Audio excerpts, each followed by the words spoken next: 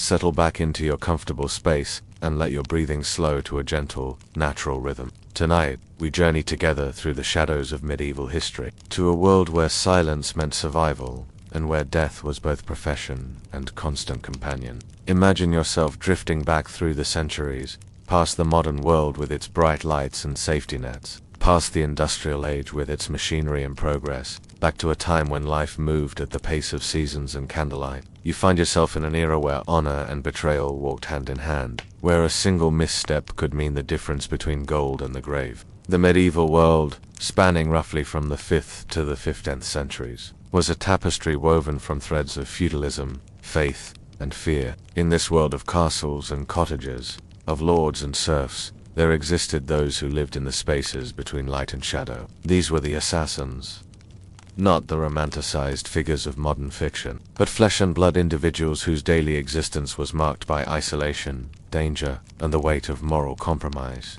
When we think of medieval professions today, we might envision knights in shining armor, industrious blacksmiths, or perhaps scholarly monks copying manuscripts by flickering flame. But there were others whose work was spoken of only in whispers, whose names were known but never spoken aloud, whose very existence depended on remaining invisible until the moment when invisibility was no longer needed. The life of a medieval assassin was not one chosen lightly, nor was it often chosen at all. Many found themselves drawn into this shadowy profession through circumstances beyond their control.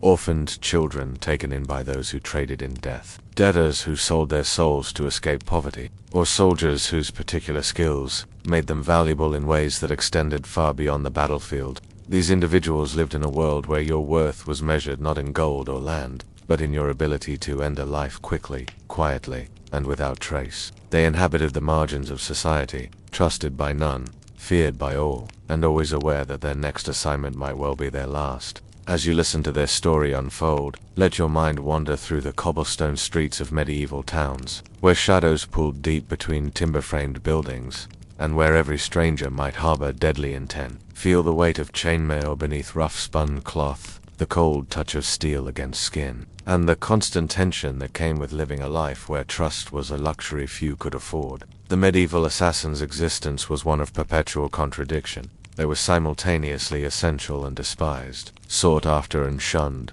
powerful in their deadly skills yet powerless in nearly every other aspect of their lives. They moved through a world where justice was often a matter of perspective, where political alliances shifted like sand, and where today's ally could become tomorrow's target. Tonight, we explore why this life, so often glamorized in stories and songs, was in reality a burden that few would willingly bear. We'll walk in their footsteps through training that broke spirits as often as it honed skills, through missions that demanded everything while promising nothing, and through daily existence that was marked by isolation, fear, and the constant awareness that death was never more than a heartbeat away. So breathe deeply, let your muscles relax, and prepare to journey into a world where shadow was sanctuary, silence was survival, and where the price of failing at your chosen profession was almost always death. The first truth about medieval assassins is perhaps the most sobering.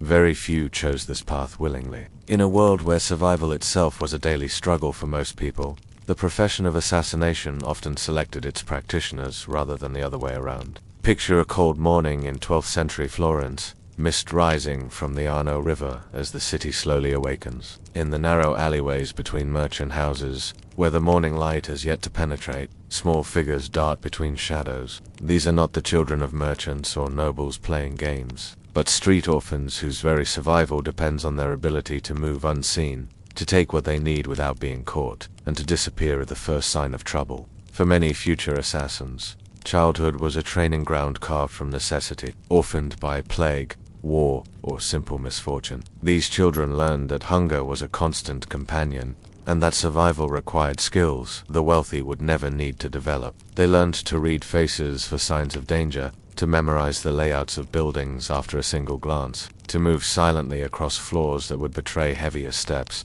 and to distinguish between those who might show mercy and those who would not. Giovanni di Marco, a name history barely remembers, was one such child. Born to a wool merchant in the hills outside Siena, his world crumbled when plague swept through his village in 1348.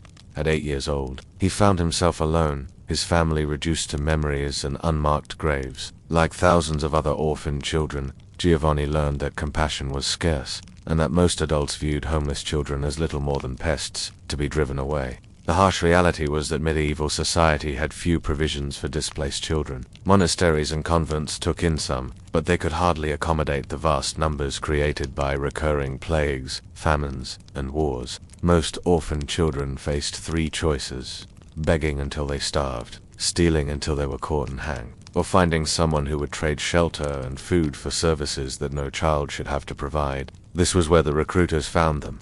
Men who moved through the shadows of medieval cities with practiced eyes, searching for children who possessed certain qualities. They looked for those who were quick and quiet, who could endure hardship without breaking, who had learned to watch and listen rather than speak. Most importantly, they sought children who had already been forced to cross moral boundaries for survival, who had learned that sometimes terrible choices were the only choices available. The recruitment process was rarely dramatic. There were no kidnappings in broad daylight, no violent seizures from loving families. Instead, recruiters approached children who were already living on the edges of society, offering what seemed like salvation: regular meals, warm shelter, protection from the constant dangers of street life, and most appealingly, a sense of belonging to something larger than their individual struggle for survival. For a child who had spent months or years scrounging for scraps, sleeping in doorways, and constantly looking over their shoulder for threats, such an offer could seem like a miracle. The recruiter might be a man of middle years, well-dressed, but not ostentatiously so, who spoke with gentle authority and seemed to possess resources that were almost magical to a child accustomed to poverty. "You have potential," they might say to a young girl who had successfully picked pockets in a crowded market square without being noticed. "You have skills that could be refined, talents that could serve a greater purpose. Would you like to learn what you're truly capable of?" The children who accepted these offers, and most did, because the alternative was a slow death on the streets, found themselves transported to places that existed in the gray areas between the official world and the criminal underworld. These might be monasteries whose abbots had made accommodations with secular powers, remote estates owned by minor nobles with flexible morals, or hidden compounds in forests where questions were never asked about the activities within. What these children discovered was that they had not been rescued so much as they had been collected. They were valuable not for who they were, but for what they might become with proper training. Their innocence, their malleability, their desperate gratitude for basic necessities. These were all assets that could be shaped and exploited. The transition from street orphan to assassin in training was gradual, almost At first, the children might simply be housed and fed, allowed to recover from the malnutrition and exhaustion that had marked their lives on the streets. They were given clean clothes, regular meals, and perhaps most importantly, they were told that they were special, that they had been chosen for their unique qualities. This period of kindness served multiple purposes. It created genuine gratitude and loyalty toward their benefactors. It allowed the children's natural abilities to be assessed without the distraction of immediate survival needs. And it began the psychological process of breaking down their existing moral framework and replacing it with something more suitable to their intended purpose. The children were not told they were being trained as assassins. Instead, they were informed that they were being prepared for special service.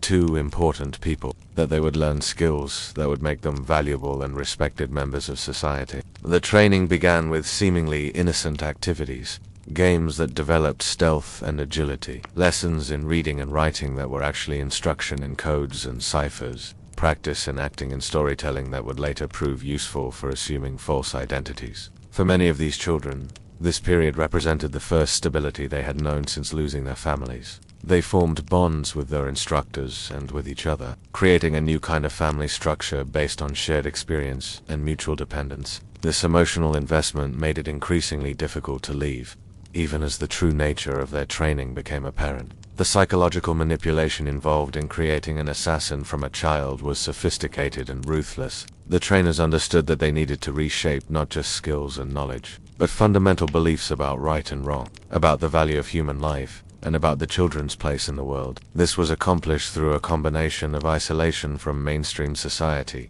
gradual exposure to violence, and the constant reinforcement that they were part of something elite and necessary. Children who showed reluctance or moral resistance faced increased hardship. Food might become scarce for those who questioned their training too openly, or they might find themselves subjected to punishments that served as examples to others. More troubling still, children who proved entirely unsuitable for assassin training sometimes simply disappeared, their fate serving as an unspoken warning to those who remained. Not all recruits were children, though they made up the majority. Sometimes adults found their way into assassin training through debt, coercion, or desperation. A soldier discharged without pay after a campaign might find himself approached by someone offering gold in exchange for putting his military skills to more specific use. A woman widowed by war and facing destitution might discover that her beauty could be weaponized in ways that would ensure her survival. These adult recruits often faced even harsher psychological challenges than the children, where a child's moral framework was still forming and could be gradually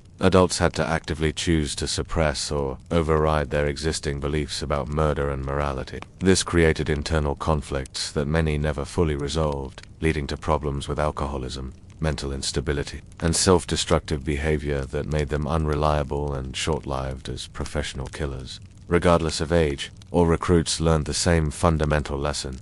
They no longer belonged to themselves. Their bodies, their skills, their very lives had become tools in service to others. The price of the training, food, and shelter they received was complete obedience, and the willingness to kill whoever they were told to kill, whenever they were told to kill them. This transformation from person to weapon was perhaps the cruelest aspect of assassin recruitment. These individuals had not chosen evil as much as they had been slowly, methodically stripped of the ability to choose anything else. By the time they fully understood what they had become, the path back to normal life had been closed to them, sometimes by their own actions, but more often by the systematic destruction of every other option. The training facilities where medieval assassins learned their deadly craft existed in places that maps never marked and official records never mentioned, hidden in remote monasteries whose abbots had made dark bargains, concealed within the estates of minor nobles who traded in death for political advantage, or carved into mountain retreats where screams would echo unheard. These schools operated according to principles that would have horrified even the war-hardened soldiers of the time. Imagine yourself standing at the edge of a forest in what is now southern France. In the year 1267, the trees are ancient oaks and chestnut, their canopy so thick that, even at midday, the forest floor remains shrouded in perpetual twilight. Deep within these woods, accessible only by paths known to a select few, stands a collection of stone buildings that appear to be the remains of an old monastery. The chapel's cross has long since been removed, though the outline where it once stood is still visible against the weathered stone. This is one such training facility, and as you draw closer, you notice details that mark it as something other than an abandoned religious site. The windows are narrow and positioned high on the walls, useful for keeping secrets in as much as keeping intruders out. The walls are unusually thick, and the courtyard is divided into sections that serve purposes far removed from prayer or contemplation. In one section, posts of varying heights have been driven into the ground, some topped with bundles of straw wrapped in coarse cloth, others bearing metal plates that ring softly when struck. These are practiced targets, but not for the straightforward sword work that knights might practice. These targets are designed to teach precision strikes, the exact angle needed to slide a blade between ribs, the proper force required to pierce the base of a skull, the technique for severing major arteries with a single, silent cut. The training of a medieval assassin began with the body, for the physical demands of the profession were unlike those faced by any other medieval occupation, where knights trained for open combat with heavy armor and weapons, and common soldiers learned to fight in formation with predictable tactics. Assassins needed to develop a completely different set of physical skills. Flexibility was paramount.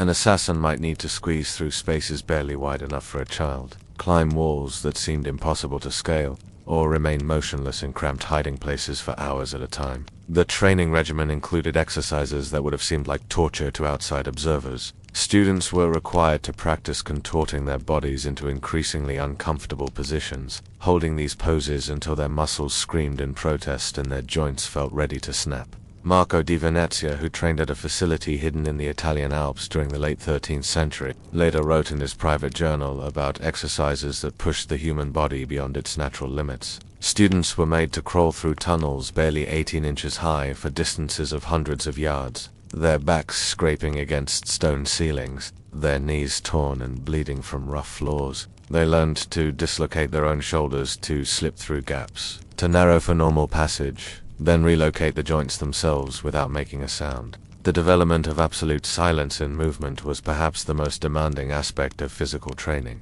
Students spent months learning to walk across floors strewn with dry leaves, broken pottery, and loose stones without creating the slightest sound. They practiced moving through complete darkness, navigating obstacle courses by touch and memory alone, developing an almost supernatural awareness of their body's position in space.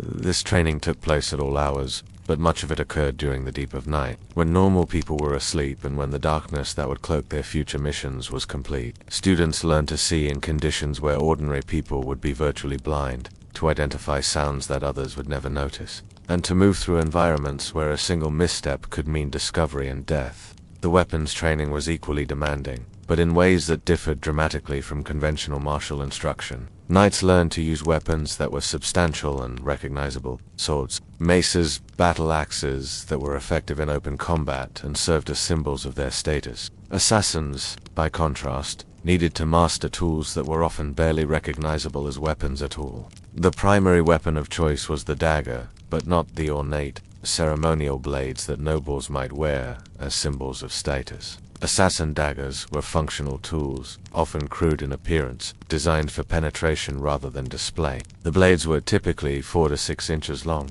narrow and tapered to slip between ribs or through gaps in armor, with simple grips that provided sure handling even when wet with blood or rain. Students spent countless hours learning not just how to use these blades, but how to conceal them. They practiced hiding daggers in the folds of common clothing, in the soles of specially constructed shoes, sewn into the lining of cloaks and caps. They learned to draw and strike in a single fluid motion, to attack from angles that their victims would never expect, and to deliver killing blows that would end fights before they truly began. But perhaps more important than learning to use conventional weapons was mastering the art of improvisation. An assassin could rarely rely on carrying obvious weapons, as these would immediately mark them as dangerous and worthy of suspicion. Instead, they learned to see potential weapons in everyday objects. A dining knife could open a throat as easily as it could cut meat. A leather cord could strangle as effectively as it could tie. A bundle of heavy coin purse could crush a windpipe with the right application of force.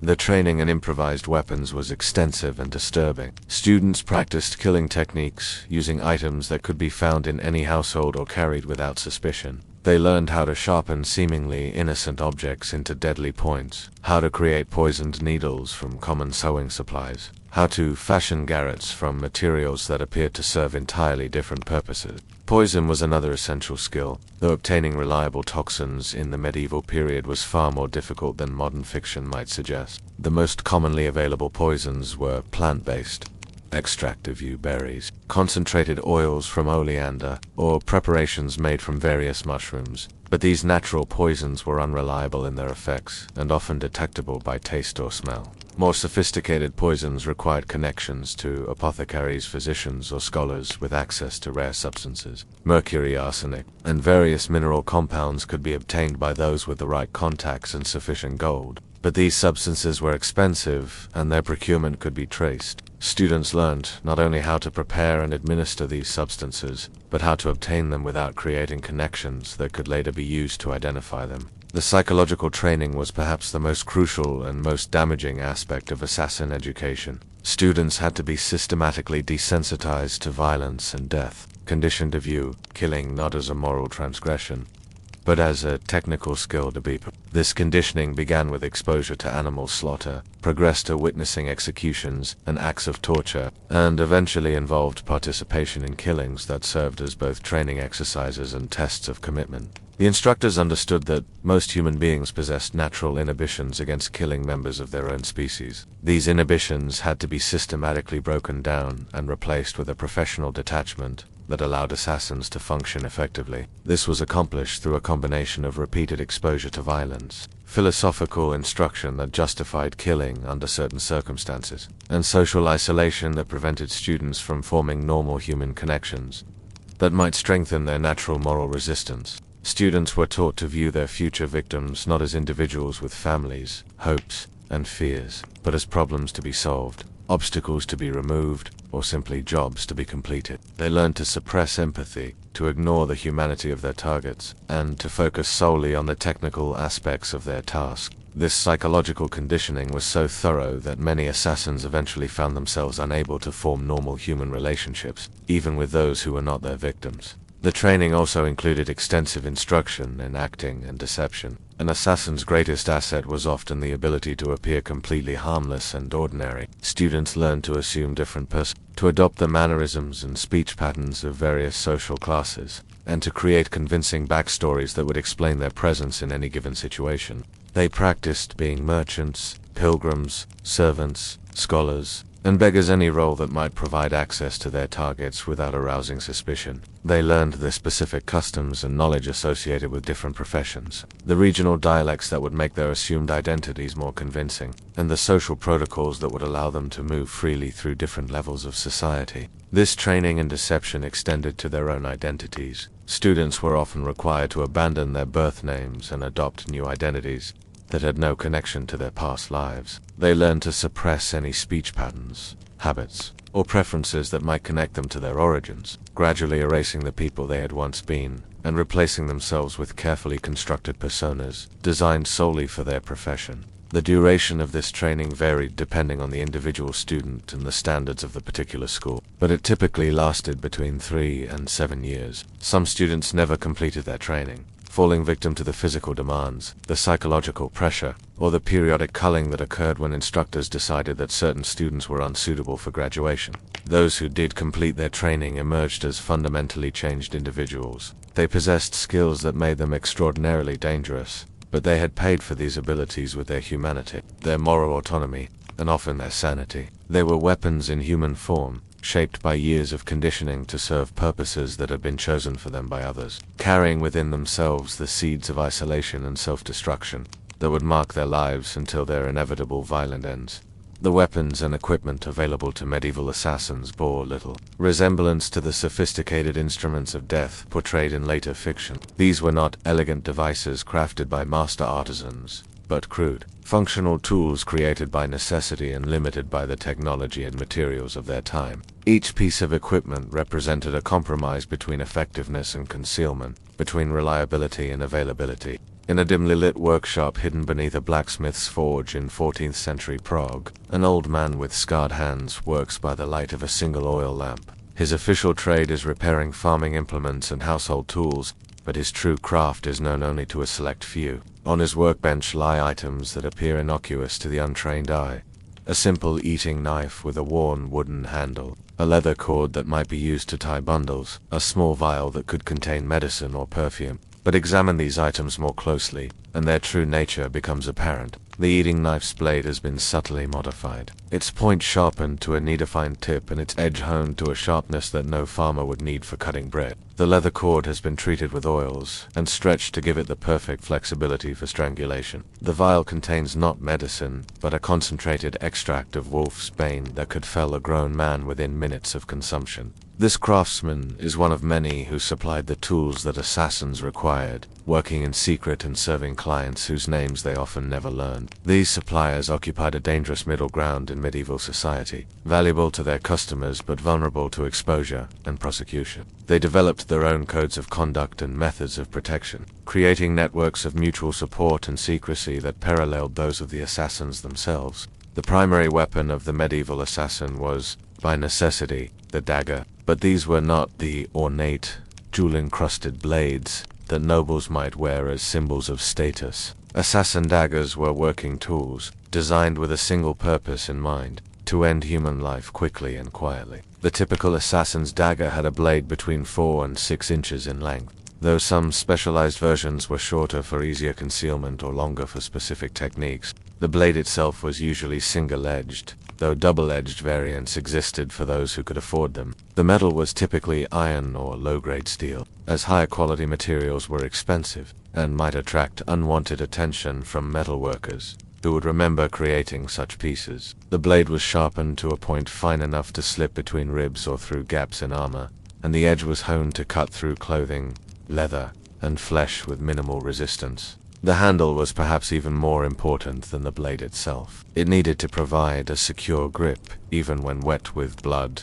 rain, or sweat. But it also needed to be nondescript enough to avoid drawing attention. Most assassin daggers had simple wooden handles, sometimes wrapped with cord or leather to improve grip. The temps, the portion of the blade that extended into the handle, was typically full length to prevent the blade from separating from the handle during use. Concealment of the primary weapon was crucial, and assassins developed numerous methods for hiding their blades. The most common approach was to sew sheaths into the lining of clothing, creating hidden pockets that could hold a dagger without creating obvious bulges or changing the way fabric hung on the body. Some assassins had special boots made with hollow soles that could conceal short blades, while others used belt modifications that allowed daggers to be hidden in positions where they could be quickly accessed, but would not be discovered during casual searches. More elaborate concealment methods included hollow book covers, modified walking sticks, and specially constructed jewelry boxes or religious items that could hold weapons.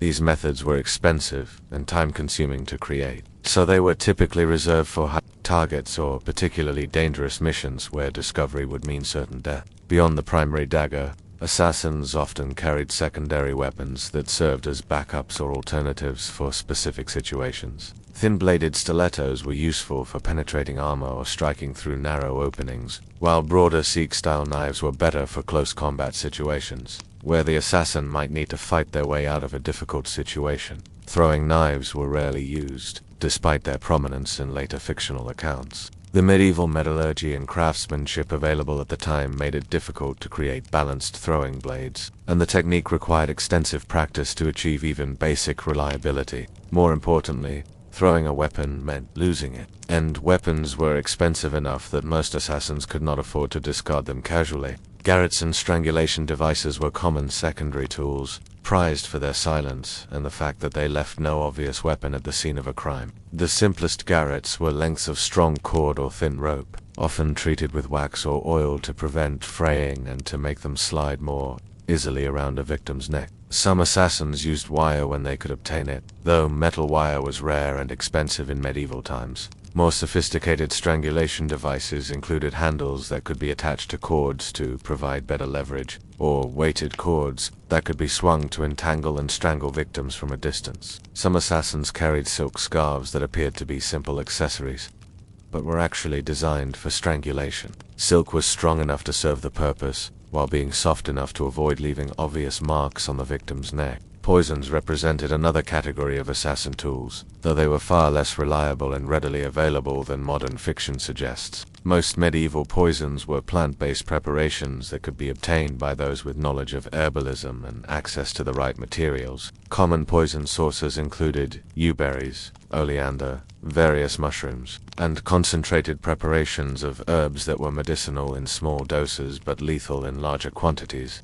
The preparation and administration of poisons required considerable skill and knowledge. Dosages had to be calculated based on the victim's estimated weight and health, and the poison had to be delivered in a way that would not be immediately This often meant disguising the poison in food or drink, which required the assassin to gain access to the victim's meals without arousing suspicion. More exotic poisons were available to those with the connections and resources to obtain them. Mercury, arsenic, and various mineral compounds could be procured from apothecaries, physicians, or natural philosophers, but these substances were expensive and their purchase could be traced. Some assassins developed relationships with these suppliers, creating networks of mutual dependence that provided access to rare materials in exchange for services or protection. The containers used to carry poisons were almost as important as the poisons themselves. Small vials that appeared to contain medicines, perfumes, or religious oils could actually hold deadly substances. Some assassins used hollow rings or pendant jewelry to carry poison, while others concealed toxic powders in the linings of clothing or the bindings of books.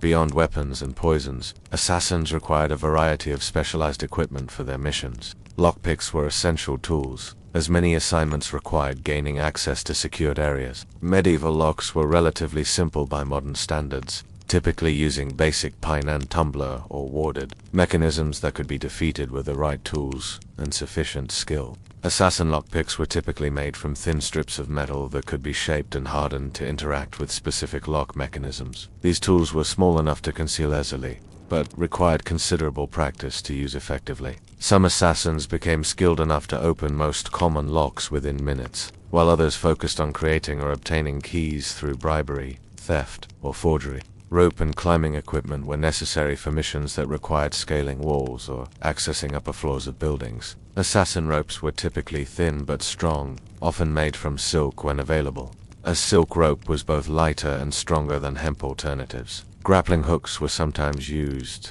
though they were difficult to employ silently and left obvious evidence of their use. Disguises and false documents represented another category of essential equipment. Assassins needed to be able to assume different identities convincingly, which required appropriate clothing, accessories, and documentation. Forged letters of introduction, false pilgrim badges, counterfeit merchant licenses, and other fraudulent documents allowed assassins to move freely through areas where strangers would normally be questioned or denied access. The creation of these false documents required connections to scribes, clerks, or officials who could be bribed or coerced into cooperation. Some assassin organizations maintained their own forgers, while others relied on criminal networks that specialized in document fraud. The quality of these forgeries varied considerably, and a poorly executed false document could expose an assassin's mission and identity. Clothing and accessories had to serve multiple purposes, providing concealment for weapons and equipment while maintaining the appropriate appearance for the assassin's assumed identity. Common disguises included merchant clothing with hidden pockets and reinforced areas for weapon concealment, religious habits that provided both anonymity and access to secured areas,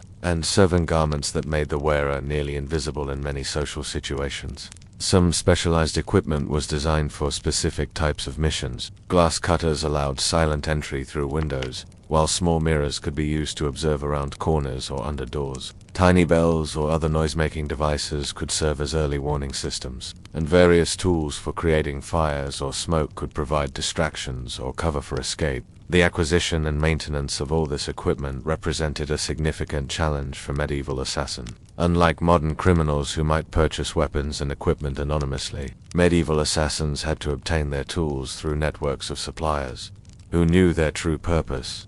This created vulnerabilities that could be exploited by enemies and required assassins to maintain relationships with craftsmen, merchants, and suppliers who were themselves engaged in illegal activities. The crude nature of medieval technology meant that equipment failure was always a possibility. Blades could break, locks could jam, ropes could fray, and poisons could lose potency or be detected by taste or smell. Assassins had to be prepared for these possibilities, carrying backup equipment and developing alternative plans for accomplishing their missions when their primary tools failed. Perhaps most importantly, all of this equipment had to be carried and concealed without creating suspicion. Unlike soldiers or guards who could openly display weapons as symbols of their authority, assassins had to appear harmless and ordinary while carrying enough equipment to complete their deadly tasks. This requirement shaped every aspect of their equipment selection and use, creating a constant tension between effectiveness and concealment that defined the practical reality of their profession.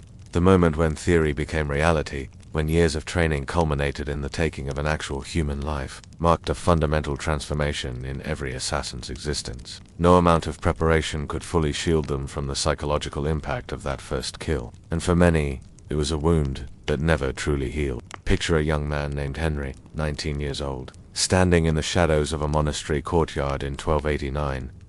He has spent 6 years training for this moment, learning every technique, memorizing every lesson, preparing for the day when he would prove his worth as a professional killer. His target is Brother Augustine, an elderly monk whose only crime was witnessing a conversation between two nobles that could embarrass the wrong people if repeated. Henry watches the old man tend to his herb garden in the pale light of dawn, moving slowly among the rows of healing plants, his weathered hands gentle with the delicate stems. The monk hums softly to himself, a Latin hymn that speaks of peace and divine mercy. In just a few moments, Henry will step from the shadows, approach under the pretense of seeking spiritual guidance, and drive his blade between the old man's ribs with clinical precision. But as Henry waits for the perfect moment, something unexpected happens. The monk looks up, notices the young man in the shadows, and smiles. "Come forward, my son," Brother Augustine says, in a voice made soft by decades of prayer and contemplation. "You look troubled. Perhaps we might speak of what weighs upon your heart." This was the reality that no training could fully prepare assassins for. The moment when their victims revealed themselves to be not faceless obstacles, but human beings with kindness, fears, hopes, and the capacity for both good and evil. The psychological impact of this recognition was devastating for many assassins, creating internal conflicts that would torment them for the rest of their often shortened lives. The first kill was always the hardest, but it was rarely the last. Medieval assassins who survived their initial missions found themselves caught in a cycle of violence that grew easier with repetition, but never truly became natural. Each subsequent killing added another layer to the psychological burden they carried, another face to the gallery of victims that would visit them in their dreams. The missions assigned to medieval assassins varied considerably in scope and complexity, but they all shared certain characteristics that made them particularly challenging from a psychological standpoint. Unlike soldiers who killed in battle, where the chaos and adrenaline of combat could provide some mental protection, assassins typically killed in cold blood, after careful planning and observation that made them intimately familiar with their victims' daily routines, personal habits, and human vulnerabilities. Political assassinations were among the most common assignments, reflecting the volatile nature of medieval power structures where succession disputes, territorial conflicts, and shifting alliances created constant demand for the permanent removal of inconvenient individuals. These targets were often prominent figures whose deaths would have significant consequences, making the missions both high-stakes and highly dangerous. Consider the case of Lady Marguerite de a French noblewoman whose marriage to an English lord in 1302 threatened to strengthen English influence in disputed territories. Her assassination was commissioned by French nobles, who saw her union as a betrayal of French interests, but the assignment proved far more complex than initially anticipated. The assassin chosen for this mission, a woman named Isabel, who had been trained to use her beauty and social skills as weapons, spent months infiltrating Lady Marguerite's household as a lady. During this time, she became intimately familiar with her target's daily routine, personal relationships, and character. She discovered that Lady Marguerite was not the calculating political manipulator her enemies had portrayed, but a young woman genuinely in love with her husband, devoted to her servants, and generous to the poor in her lands. This personal knowledge made the eventual assassination far more psychologically damaging than it would have been if conducted by a stranger. When Isabel finally administered poison to Lady Marguerite during a private dinner, she had to watch the woman she had come to know and even respect die slowly and painfully, all while maintaining the facade of a concerned friend trying to help. The psychological burden of such intimate betrayals was compounded by the isolation that assassins experienced. Unlike soldiers who shared their experiences with comrades who understood the nature of their work, assassins typically worked alone and could never speak openly about their missions with anyone. This isolation meant that the psychological trauma of killing accumulated without outlet or relief, creating internal pressure that many assassins attempted to manage through alcohol, religious obsession, or increasingly reckless behavior. Religious assassinations presented their own unique psychological challenges. The medieval period was marked by intense religious fervor and genuine spiritual belief, even among those who made their living through violence. Many assassins struggled with the contradiction between their actions and their beliefs, particularly when their targets were clergy or religious figures who represented the spiritual authority they had been raised to respect. The assassination of heretics, reformers, or religious leaders who threatened established church doctrine was a recurring type of mission that created particular psychological stress. These targets were often individuals of genuine faith and moral conviction, making their deaths feel like acts of sacrilege rather than simple murder. Some assassins found ways to rationalize these killings as serving a greater religious purpose, but others were tormented by the belief that they were damning their own souls through their actions. Brother Thomas of a monk assassin who served various church officials during the early 14th century, left behind a collection of private writings that reveal the psychological toll of religious assassination. His journal entries describe nightmares in which his victims appeared as saints or angels, condemning him for his crimes and prophesying his eternal damnation. He wrote of spending hours in prayer, begging for forgiveness for sins he knew he would continue to commit, trapped in a cycle of violence that his religious training told him was morally abhorrent. Commercial assassinations, commissioned by merchants and traders seeking to eliminate business rivals or collect debts, often targeted individuals whose only crime was economic success or financial disputes. These missions frequently involved victims who were family men, community members, or individuals who had earned their wealth through legitimate means. The arbitrary nature of these deaths, people dying not for political beliefs or religious convictions, but simply for money, created a different kind of psychological burden for the assassins involved.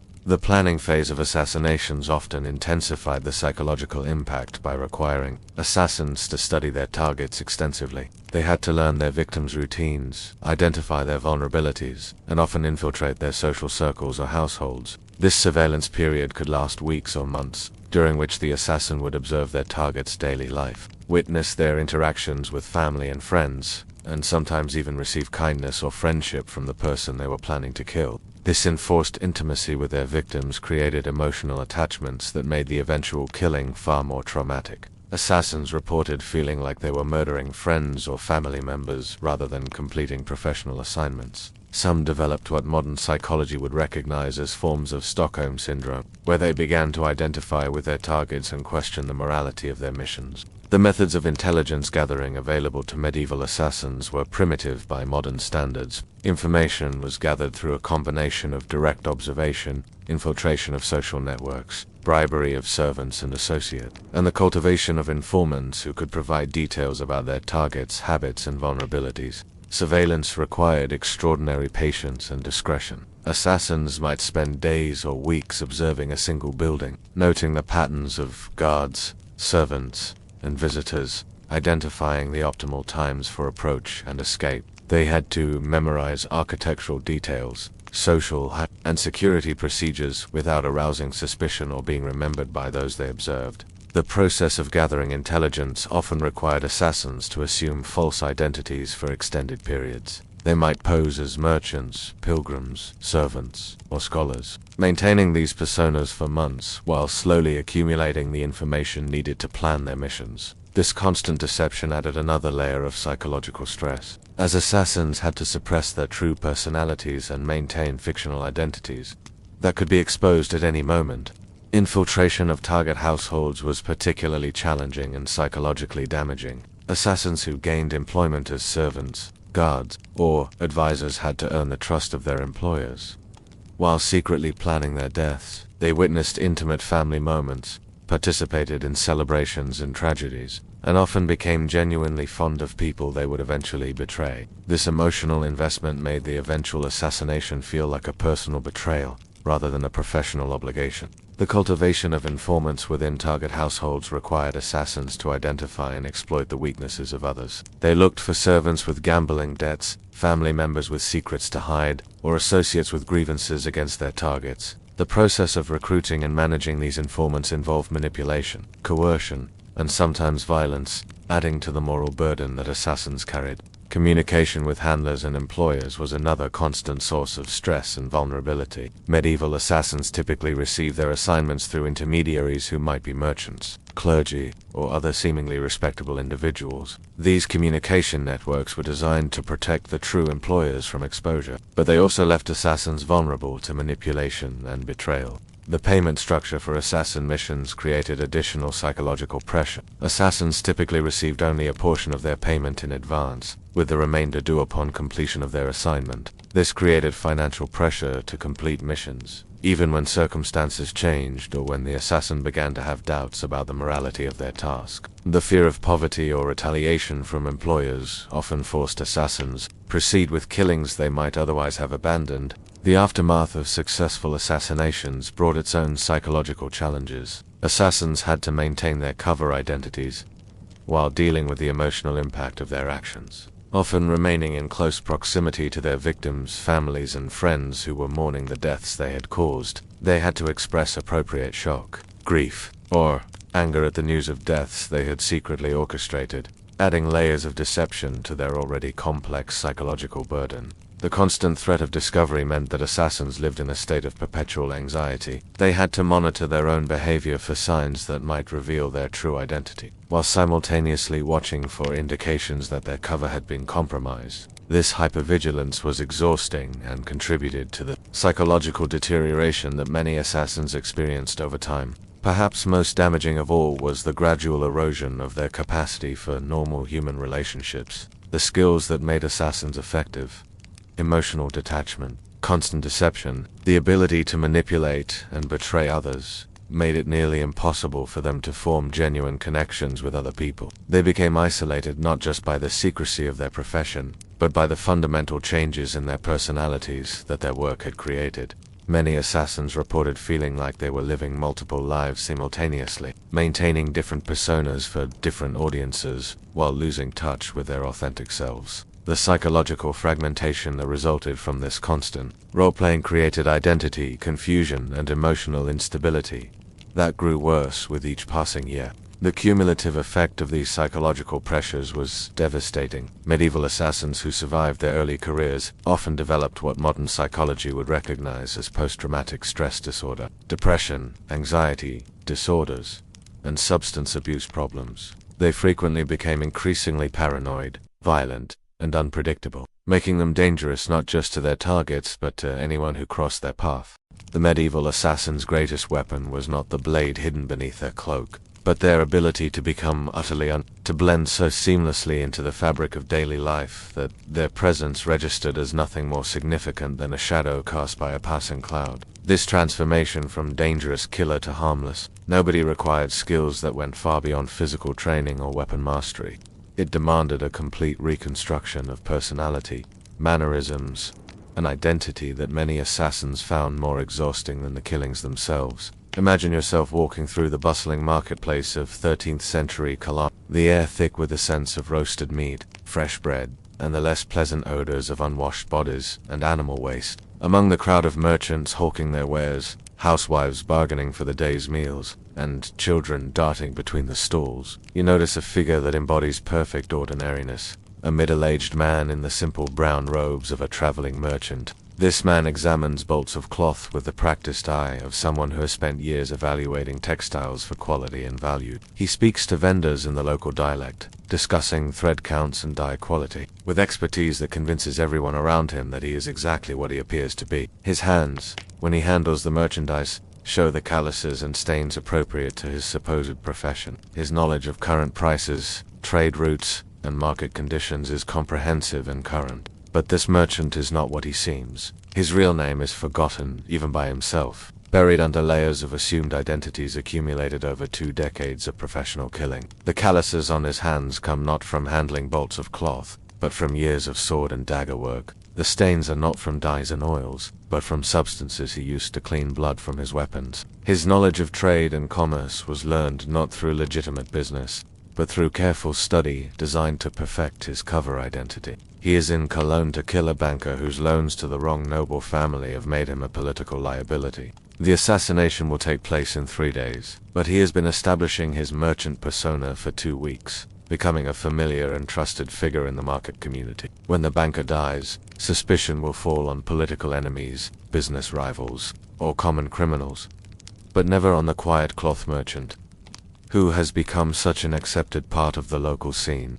The creation and maintenance of false identities was perhaps the most demanding aspect of an assassin's work, requiring intellectual skills that far exceeded those needed for killing. A successful covered identity had to be comprehensive, enough to withstand casual scrutiny while being simple enough to maintain consistently over extended periods. It had to match the assassin's physical appearance and basic personality traits, while being flexible enough to adapt to changing circumstances. The process began with careful research into the profession or social role the assassin intended to assume. If they planned to pose as a merchant, they needed to understand not just the technical aspects of buying and selling, but the social relationships, professional and cultural expectations that defined merchant life. They had to learn the proper terminology for different goods, the standard practices for evaluating quality and negotiating prices, and the informal networks of information and mutual assistance that connected merchants across different regions.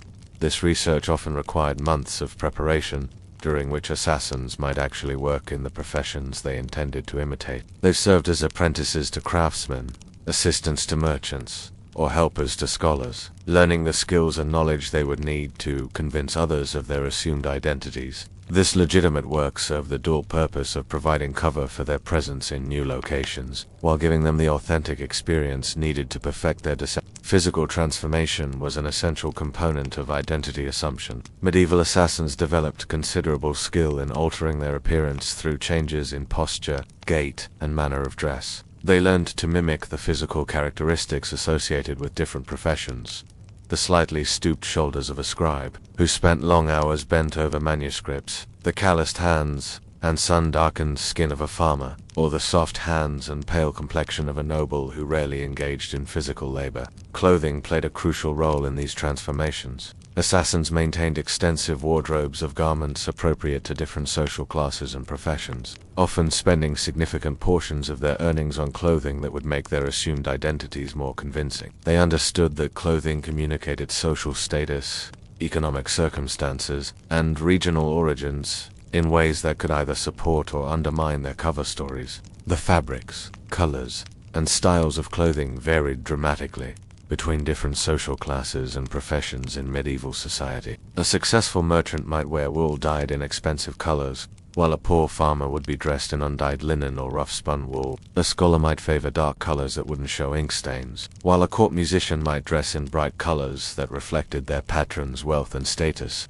Beyond the basic clothing, assassins had to master the accessories and tools appropriate to their assumed professions. A merchant needed to carry samples of merchandise, account books, and the various measuring devices used in trade. A scholar required writing materials, books, and perhaps astronomical instruments or other tools of learning. A craftsman needed to possess the specific tools of his trade and show evidence of their use through wear patterns and professional modifications. The development of appropriate speech patterns was another crucial skill. Medieval society was characterized by dramatic regional variations in dialect, vocabulary, and accent. A person's speech immediately revealed their geographic origins, social class, and often their profession. Assassins had to learn to speak like members of their assumed social groups, adopting not just the vocabulary and pronunciation but the rhythm, emphasis, and grammatical structures that marked speakers as belonging to particular communities. This linguistic training was particularly challenging because it required assassins to suppress their natural speech patterns while maintaining the artificial ones they had learned. The cognitive load of constantly monitoring and adjusting their speech was exhausting, and many assassins reported that maintaining false accents and dialects was one of the most mentally demanding aspects of their work. Social knowledge was equally important. Each profession and social class had its own customs, traditions, and behavioral expectations. A merchant needed to understand the etiquette of business negotiations, the protocols for dealing with different types of customers, and the social hierarchies that governed relationships between traders of different status levels. A religious figure needed to know the appropriate prayers, rituals, and theological discussions that would be expected in their interactions with other clergy and with assassins spent considerable time learning these social codes, often through direct observation and participation in the communities they intended to infiltrate. They attended religious services, market gatherings, professional meetings, and social events, carefully noting the behaviors and interactions that characterize different social groups. This participant observation gave them the practical experience needed to navigate social situations convincingly. The psychological aspects of identity assumption were perhaps the most challenging. Assassins had to suppress their natural personalities and adopt the temperaments, attitudes, and emotional responses appropriate to their assumed roles. A merchant character might need to be jovial and gregarious, while a scholar persona required thoughtfulness and introspection. A servant identity demanded deference and humility, while a noble character required confidence and authority. This constant personality shifting took a severe psychological toll. Many assassins reported feeling like they were losing their authentic selves, becoming so practiced at being other people that they could no longer identify their true personality. The boundaries between assumed and genuine characteristics became blurred, leading to identity, confusion, and emotional instability. The maintenance of false identities over extended periods required careful attention to consistency and detail. Assassins had to remember not just the basic facts of their cover stories, but the accumulated experiences and relationships that would naturally develop over time. They needed to recall previous conversations, maintain ongoing relationships with community members, and continue to develop their professional skills and knowledge in ways that would be expected of genuine practitioners. This requirement for consistency meant that assassins often had to live their false identities continuously, even when not actively working on assignments. They might maintain merchant personas for years, conducting actual business transactions, developing real professional relationships, and becoming genuine members of their assumed communities. This deep cover provided excellent protection from detection, but it also meant that assassins spent more time living as their false selves than as their authentic ones. The social relationships that developed during extended identity maintenance created additional psychological complications. Assassins often formed genuine friendships with people who knew them only through their false identities. They might develop romantic relationships, professional partnerships, or mentor-student relationships that became emotionally meaningful even though they were based on deception.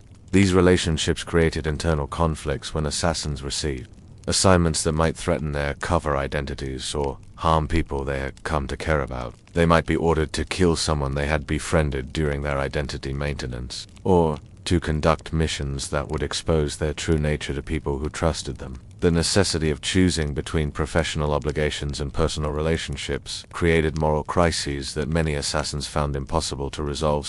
The economics of identity maintenance were also challenging. Maintaining convincing false identities required significant financial investment in clothing, tools, living arrangements, and sometimes business operations. Assassins had to balance the cost of maintaining their covers against the income from their killing assignments, often finding that the expenses of their profession consumed most of their earnings. Some assassins addressed this challenge by making their false identities genuinely profitable. They might become successful merchants, skilled craftsmen, or respected scholars whose legitimate work provided income that supplemented their assassination fees. This approach had the advantage of making their cover identities more convincing, while providing financial security, but it also increased their investment in their false selves, and made it harder to abandon these identities when necessary. The constant deception required for identity maintenance created trust issues that extended far beyond professional relationships. Assassins became so accustomed to lying about fundamental aspects of their lives that they often found it difficult to be honest even when honesty would serve their interests. They developed habits of manipulation and deception that became automatic responses to social situations, making genuine intimacy nearly impossible. The skills that made assassins effective at assuming false identities, emotional detachment, behavioral flexibility, and the ability to manipulate others, also made them unreliable as friends, partners, and community members. They became expert at telling people what they wanted to hear while concealing their true thoughts and feelings, creating relationships that appeared meaningful, but lacked authentic emotional connection. Over time, the psychological burden of constant deception became increasingly difficult to bear. Many assassins reported feeling like actors who had forgotten their real selves, trapped in performances that had become more real than their authentic identities. The isolation that resulted from this disconnection from their genuine selves was often more painful than the physical dangers of their profession, creating a form of existential loneliness that no amount of social interaction could relieve. The most dangerous moment in any medieval assassin's career was not when they faced their target, but when they returned to collect payment from their employer. The very people who had commissioned their services, who had provided detailed instructions and promised generous rewards, often viewed the completion of an assassination as the perfect opportunity to eliminate the only witness to their crime. This betrayal was so common that experienced assassins developed elaborate precautions to protect themselves from the people who hired them, but even these measures could not guarantee safety from those who had both the motive and the means to ensure their silence permanently. In the year 1317, an assassin known only as the Venetian completed what should have been a routine assignment: the elimination of a minor noble whose gambling debts had become an embarrassment to his family. The contract had been arranged through intermediaries, as was standard practice, with payment promised in 2 installments, half upon acceptance of the assignment, half upon completion. The Venetian had fulfilled his part of the bargain with professional efficiency, making the death appear to be the result of a robbery gone wrong, leaving no evidence that could be traced back to the victim's family. When the time came to collect his final payment, the Venetian followed his usual precautions. He arrived at the designated meeting place, a small chapel outside the city walls, well before the agreed time. Observing the area for signs of ambush or surveillance, he positioned himself where he could observe the approaches while maintaining easy access to multiple escape routes. He carried only the minimum equipment necessary for the meeting, leaving his primary weapons and tools hidden in a secure location. Despite these precautions, the Venetian walked into a trap that had been carefully prepared by the very people who had hired him. The chapel was surrounded by armed men who had been waiting in concealment since before dawn. The family representatives who arrived for the meeting were accompanied by guards who had been briefed on the assassin's appearance and likely behavior. The Venetian's professional caution had been anticipated and countered by employers who understood his methods because they had used similar professionals before. The betrayal was swift and brutal. The Venetian found himself surrounded by men who showed no interest in negotiation or explanation. His employers had decided that the safest course was to eliminate him, along with any possibility that he might someday reveal their involvement in the assassination. They had calculated that the cost of killing him was far less than the ongoing risk of his continued existence, and they had the resources to ensure that his death would be attributed to common bandits rather than deliberate murder. This pattern of employer betrayal was so common that it shaped every aspect of how medieval assassins conducted their business. They learned to assume that their employers viewed them as temporary tools to be discarded after use, rather than as ongoing business partners deserving of professional respect and protection. This assumption created a climate of mutual distrust that made the assassin's profession even more dangerous and isolated than it already was. The motivations for employer betrayal were numerous and compelling from the perspective of those who commissioned assassinations. The most obvious concern was the risk of exposure. As long as the assassin remained alive, they possessed knowledge that could destroy their employers' reputations, political positions, or lives. This knowledge made them permanent threats that could never be entirely trusted, regardless of their professional reputation or personal loyalty. Financial considerations also played a role in employer betrayal. The final payment for an assassination often represented a significant sum of money, particularly for Havalia targets or complex missions. Employers who were experiencing financial difficulties or who had overextended themselves to afford the assassination might view the elimination of the assassin as a way to recover a substantial portion of their investment, while simultaneously eliminating the security risk. Political calculations frequently influenced decisions to betray assassins. The completion of an assassination often changed the political landscape in ways that made continued association with the killer An employer who had commissioned the elimination of a political rival might find that the subsequent shift in power made it beneficial to distance themselves from the crime by eliminating the person who had carried it out. The temporary nature of most assassin-employer relationships contributed to the prevalence of betrayal. Unlike ongoing business partnerships where mutual benefit encouraged loyalty and trust, assassination contracts were typically one-time transactions that created no incentive for long-term relationship maintenance. Employers had no reason to preserve the assassin's life beyond the completion of the immediate assignment, and many had compelling reasons to ensure the assassin's permanent silence. The methods employed for betraying assassins were as varied as the motivations behind them. The most straightforward approach was the direct ambush, where the assassin was killed during what they believed was a routine payment meeting. This method had the advantage of simplicity and certainty, but it required the employer to have sufficient resources to organize and carry out the ambush, without leaving evidence of their involvement. More sophisticated betrayals involved manipulation of the legal system. Employers with connections to law enforcement or judicial authority might arrange for the assassin to be arrested on charges that were unrelated to the assassination but serious enough to warrant execution. This approach had the advantage of appearing legitimate while removing the assassin. Direct violence that might be traced back to the employer. Some employers used rival assassins to eliminate their original contractors. This method created a layer of separation between the employer and the killing while ensuring that the job was carried out by someone with the skills necessary to overcome the target's professional defenses. The practice of using assassins to kill other assassins became so common that many professionals developed networks of mutual protection and early warning systems to defend against such betrayals. Poison was another favored method for employer betrayal, particularly when the employer had social contact with the assassin that would make direct violence suspicious. The assassin might be invited to a celebratory meal following the completion of their assignment, only to find that their food or drink had been laced with deadly substances. This method allowed employers to eliminate their contractors, while maintaining the pretense of gratitude and friendship. The psychological impact of employer betrayal extended far beyond the immediate physical danger. Assassins who survived betrayal attempts often developed severe paranoia and trust issues that made it difficult for them to continue working effectively. They became suspicious of every contact, every meeting, and every payment arrangement, assuming that each interaction might be a prelude to betrayal. This paranoia was not entirely irrational, as the survival rate for assassins who had been betrayed once was significantly lower than for those who had never experienced such betrayal. Employers who had attempted to kill an assassin and failed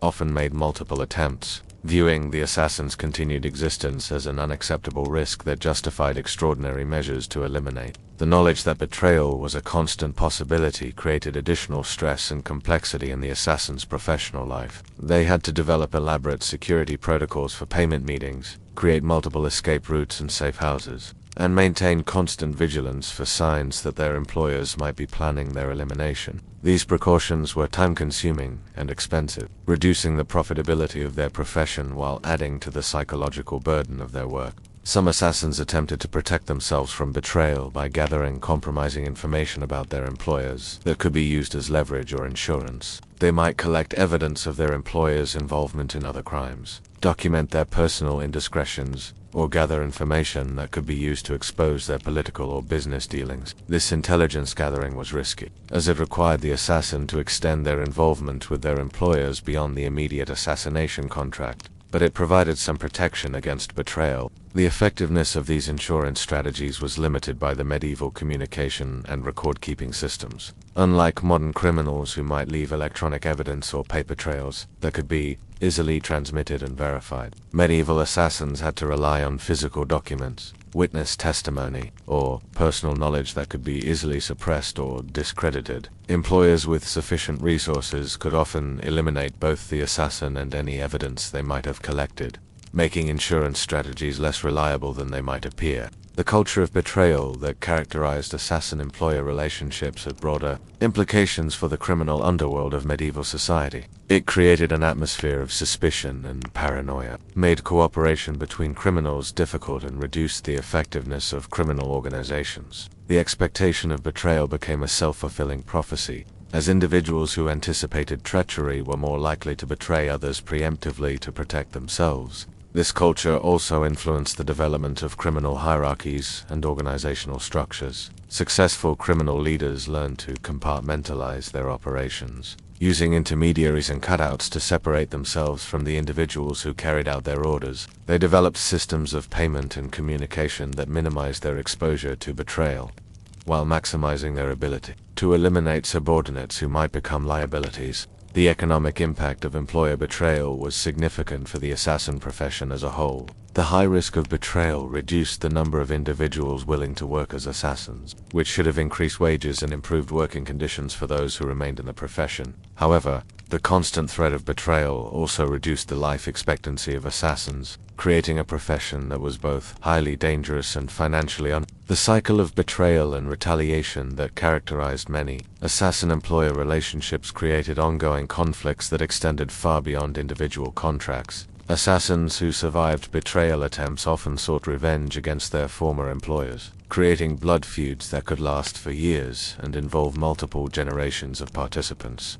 These conflicts drew resources away from legitimate criminal activities, while creating additional risks for everyone involved. Perhaps most tragically, the expectation of betrayal made it nearly impossible for assassins to develop the kinds of ongoing professional relationships that might have provided them with security, support, and opportunities for advancement. They remained isolated individuals operating in a world where trust was not just rare but actively dangerous, where every success brought them closer to the betrayal that would likely end their careers and their lives. In the quiet hours before dawn, when most of the medieval world still lay wrapped in sleep, an aging assassin might sit alone in whatever sparse quarters he called home, feeling the accumulated weight of his profession settling into his bones like winter frost. Picture this scene with me, a man, perhaps 40 years old, but appearing far older, running weathered fingers along scars that mapped a lifetime of violence across his flesh. The human body, you see, was never designed for the particular stresses that defined an assassin's existence. While a blacksmith's hands grew strong from his forge work, or a farmer's back adapted to the rhythm of the seasons, an assassin's physical form was subjected to an entirely different kind of punishment, one that left marks both visible and hidden, damage that accumulated like sediment in a riverbed. Imagine yourself examining the hands of such a person, if you dared to look closely. The fingers, permanently stained from years of handling crude poisons and caustic substances, bore the telltale signs of their craft. Medieval assassins had none of the refined toxins that later centuries would develop. Instead, they worked with what nature and primitive chemistry could provide. Arsenic, when available, left its signature in the fingernails' white lines that marked chronic exposure. More commonly, they used plant-based poisons, crushed seeds of the castor bean, extracts from oleander leaves, or the carefully prepared essence of deadly night. The process of creating these substances took its toll. Without proper protective equipment, concepts that wouldn't emerge for centuries absorbed trace amounts of their own weapons through their skin. Their hands developed a characteristic pallor, and many suffered from chronic stomach ailments as their bodies slowly accumulated these toxins. The irony was not lost on the more contemplative among them. They were slowly poisoning themselves with the very tools of their trade. But the damage went far deeper than stained fingers and queasy stomachs. The physical demands of their profession required a particular kind of conditioning that pushed the human form beyond its natural limits. Training in the art of silent movement, for instance, involved hours of practice in uncomfortable positions, crouching motionless in cramped spaces, learning to control breathing to near silence, developing the ability to remain perfectly still for extended periods while maintaining awareness. This conditioning came at a cost that became apparent only as the years passed. The joints, subjected to constant stress and unnatural positioning, began to fail prematurely. Knees, crucial for the silent movement techniques they'd mastered, often gave out by middle age. The spine, forced to adapt to endless hours of concealment in confined spaces, developed chronic curvatures and painful compressions. Consider, too, the specific injuries that marked an assassin's career. Unlike soldiers, who might suffer dramatic wounds in battle, but then have time to heal, assassins accumulated a steady stream of smaller injuries that never quite healed properly. Cuts from their own blades during practice or combat, burns from hastily extinguished torches, bruises from falls during rooftop escapes. These minor wounds, when combined with poor nutrition and constant stress, became chronic problems.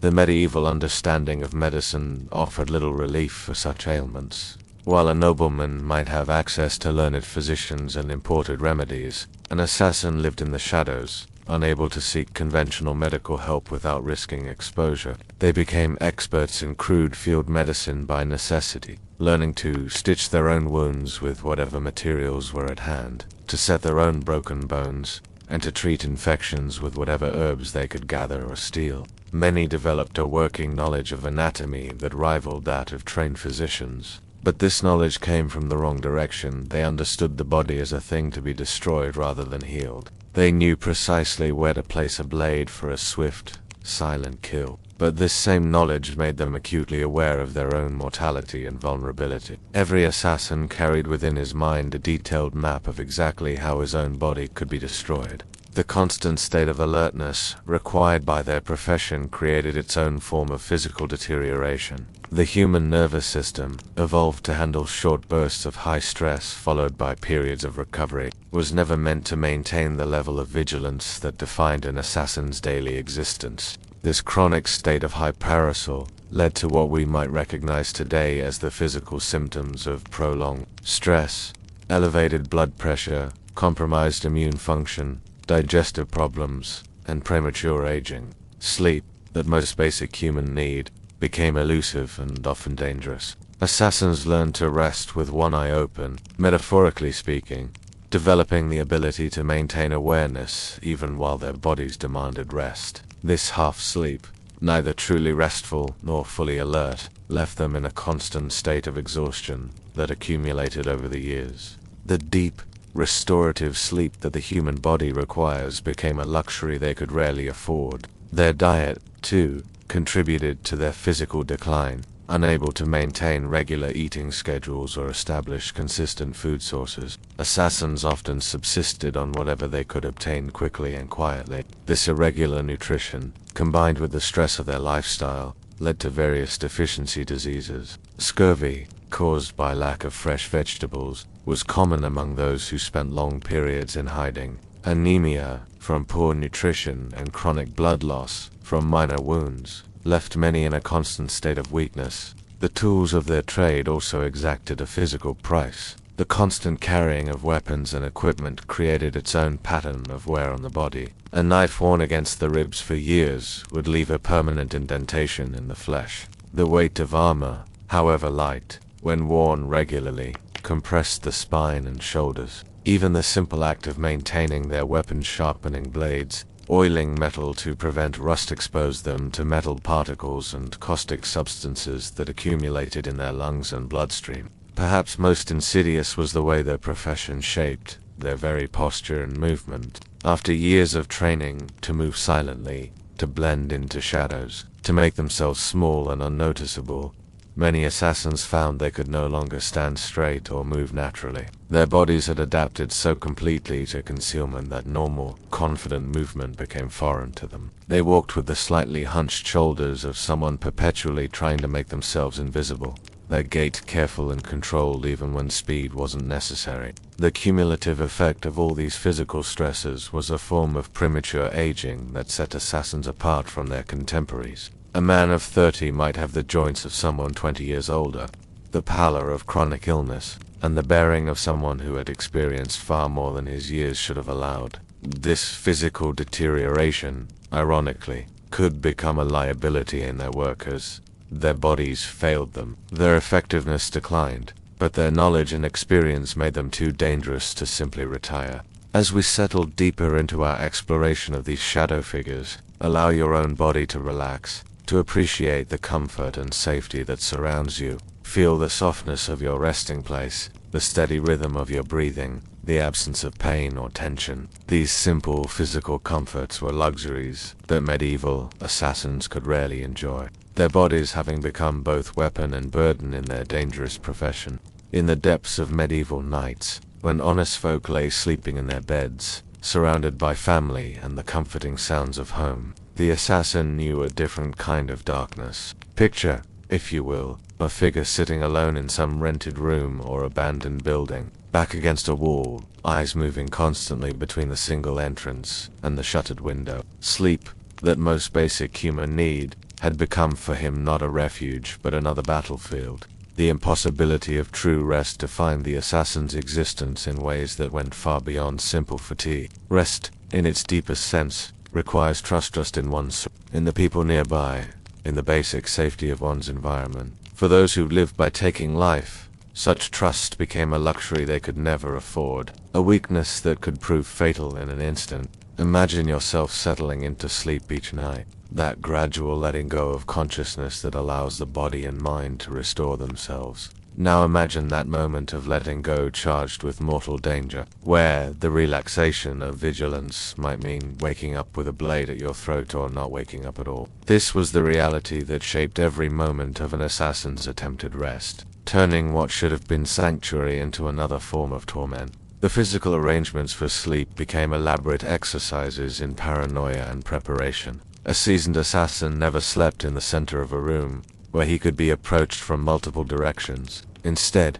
he chose corners where solid walls protected his back, positions that offered clear sightlines to all possible approaches. The bed, if there was one, became a stage 4, deception pillows arranged to suggest a sleeping form while the assassin actually rested elsewhere, blade in hand, watching his own apparent resting place for signs of approach. But these physical precautions, elaborate as they were, could not address the deeper impossibility of rest that came from within. The mind of an assassin, trained to constant vigilance, could not simply be switched off when circumstances demanded sleep. Every sound in the night, the creak of settling timber, the scurry of rats in the walls, the distant sound of footsteps on cobblestones became a potential threat, requiring immediate assessment.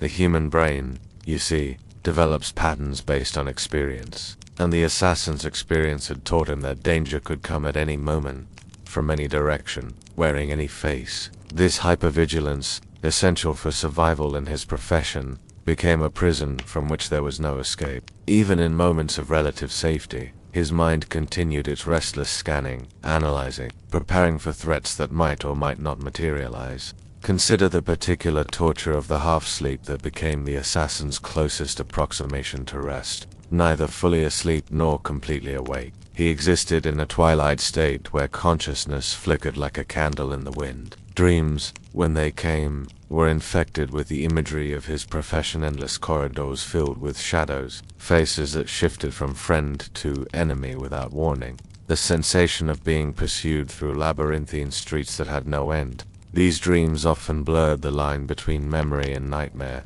replaying successful missions with subtle changes that transformed triumph into disaster. The mind, attempting to process the trauma and stress of his daily existence, created elaborate scenarios where past victims returned for revenge, where employers revealed themselves as enemies, where every relationship was revealed as a trap carefully laid over years. Waking from such dreams brought no relief, for consciousness meant an immediate return to the same vigilance and fear that had populated the dreams themselves. The boundary between sleeping and waking terror became increasingly meaningless, creating a continuous state of psychological stress that wore away at the assassin's mental stability like water wearing away stone. The isolation that defined their waking hours only intensified the impossibility of rest. While others might find comfort in the presence of loved ones during vulnerable sleeping hours, the assassin faced each night alone. The human need for companionship and comfort, particularly during the vulnerable hours of sleep,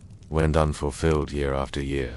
There was no trusted hand to shake them gently awake from nightmares, no familiar voice to offer reassurance in the dark hours before dawn. This isolation created its own form of psychological deterioration. Humans are social creatures, designed to find safety and comfort in the presence of others. The assassin's enforced solitude, particularly during the vulnerable hours of rest, created a feedback loop of anxiety and paranoia that grew stronger over time. The absence of human comfort made rest more elusive, and the lack of rest made the burden of isolation even heavier. Many assassins developed elaborate rituals around their attempts at sleep, superstitious behaviors that offered the illusion of control over their vulnerability. These might include specific arrangements of weapons, particular prayers, or complex routines of checking and rechecking their strength. While these rituals provided some psychological comfort, they also served as constant reminders of the danger that surrounded them, reinforcing rather than alleviating their state of constant alertness. The question of where to rest became a constant tactical challenge. Inns and taverns offered the basic necessities, but came with the risk of discovery. The possibility that other patrons might recognize them, or that enemies might track them to such obvious locations. Abandoned buildings provided privacy but left them without alibis or explanations for their presence if discovered. The homes of allies were perhaps most dangerous of all, for they placed trusted individuals at risk while offering only the illusion of safety. Some assassins attempted to find rest in sacred spaces or holy shrines, hoping that the sanctity of such places might offer protection from earthly enemies. Yet even here, sleep remained elusive, for the incongruity of their presence in such places only heightened their awareness of their own moral isolation. The peace that others found in prayer and sacred ritual was denied to them, their profession having placed them beyond the comfort of divine forgiveness.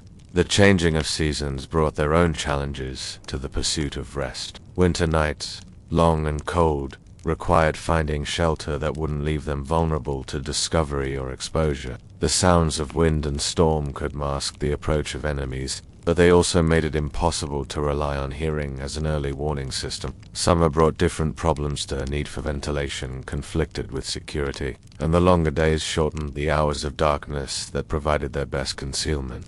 Over time, many assassins developed what we might recognize as severe sleep disorders, their bodies' natural rhythms disrupted by years of irregular rest and constant stress. Some found themselves unable to sleep at all during normal hours, becoming truly creatures of the night who found their only moments of rest during daylight hours when they felt marginally safer. Others experienced the opposite problem, falling into exhausted sleep at inappropriate times, leaving themselves vulnerable when they most needed to be alert. The impossibility of rest extended beyond mere sleep to encompass all forms of relaxation and comfort. The simple pleasure of a warm meal eaten slowly and enjoyed became a luxury that required too much vulnerability. The comfort of clean clothes and a warm bath meant exposing oneself to bathhouse attendants who might remember faces. Even the basic human need for physical affection became impossible to fulfill safely, for intimate contact required a level of trust that their profession made impossible. As the years passed, this chronic inability to truly rest carved deep lines in the assassin's face and soul. The absence of restorative sleep accelerated their physical decline. While the psychological burden of constant vigilance wore away at their mental stability, they became hollow men, going through the motions of life, but never able to fully inhabit the moment. Always watching, always waiting, always preparing for the violence that might come with the next breath. Let yourself sink deeper now into the comfort of your own rest, appreciating the luxury of safety that allows your vigilance to fade, your muscles to relax, your mind to drift toward the healing darkness of natural sleep. Feel grateful for the simple ability to close your eyes without fear, to trust in the morning's return, to find in sleep not an enemy, but a friend. The end, when it came for a medieval assassin, rarely arrived with the dramatic flourish that stories might suggest. There were no final battles against worthy opponents, no last-minute redemptions, no peaceful deaths surrounded by grateful loved ones. Instead, the conclusion of an assassin's career typically unfolded with the same grim practicality that had defined their entire profession: swift, brutal, and largely unnoticed by the wider world.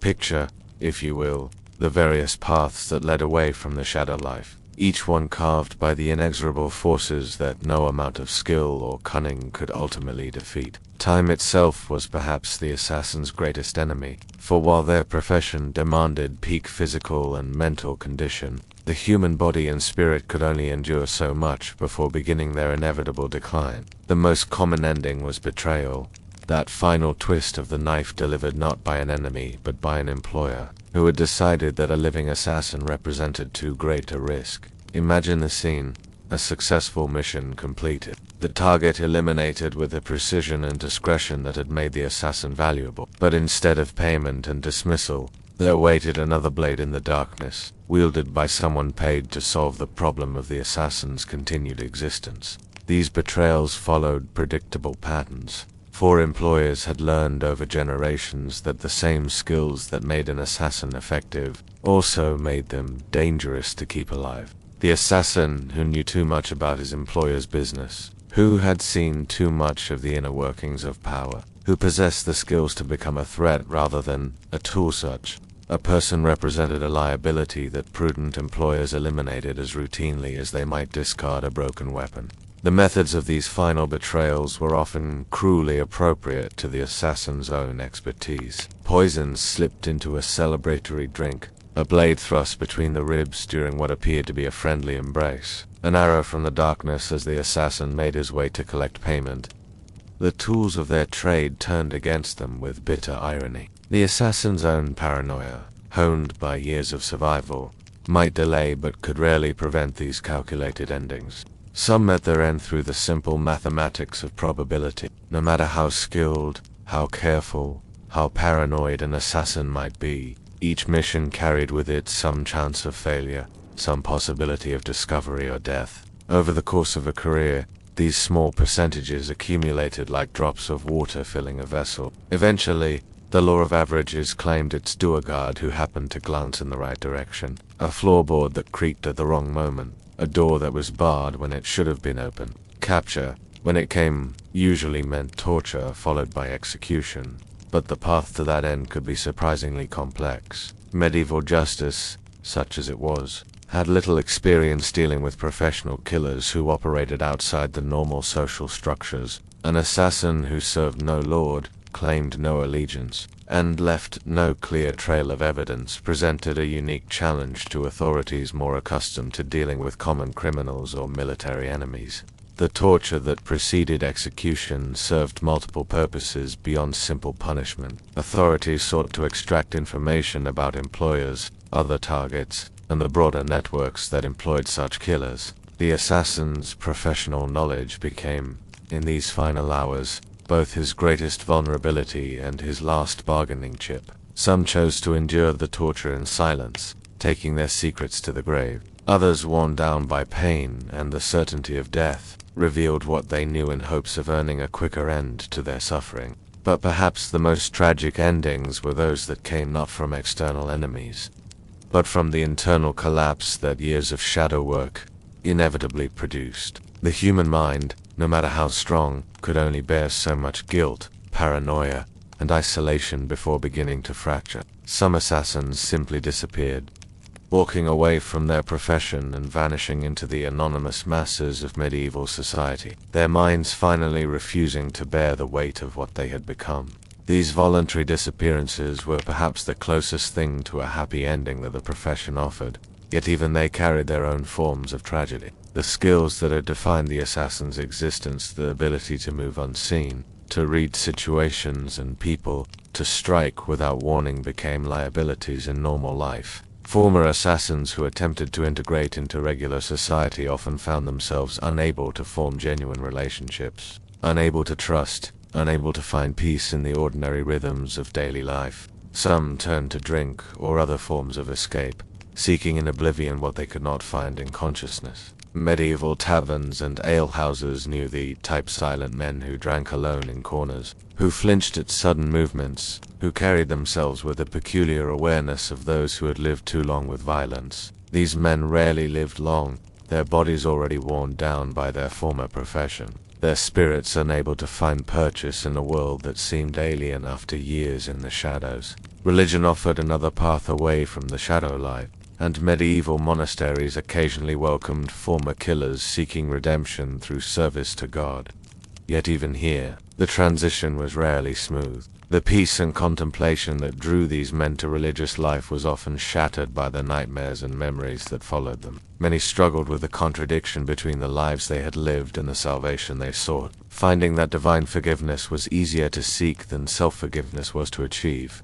The few who managed to build new lives often did so by moving far from their former territories, taking on entirely new identities in distant lands where their reputations could not follow. These geographical escapes represented a form of death and rebirth, the assassination of their former selves, as complete as any murder they had committed. Yet even these new lives carried the weight of the past, for the skills and instincts of an assassin, once developed, never fully disappeared. For those who remained active in their profession until the end, death often came not in the dramatic circumstances they might have expected, but in mundane moments of vulnerability. An assassin might survive a dozen dangerous missions only to die from an infected wound poorly treated, from a fall while scaling a familiar wall, or from the simple failure of an aging body to respond as it once had to the demands placed upon it.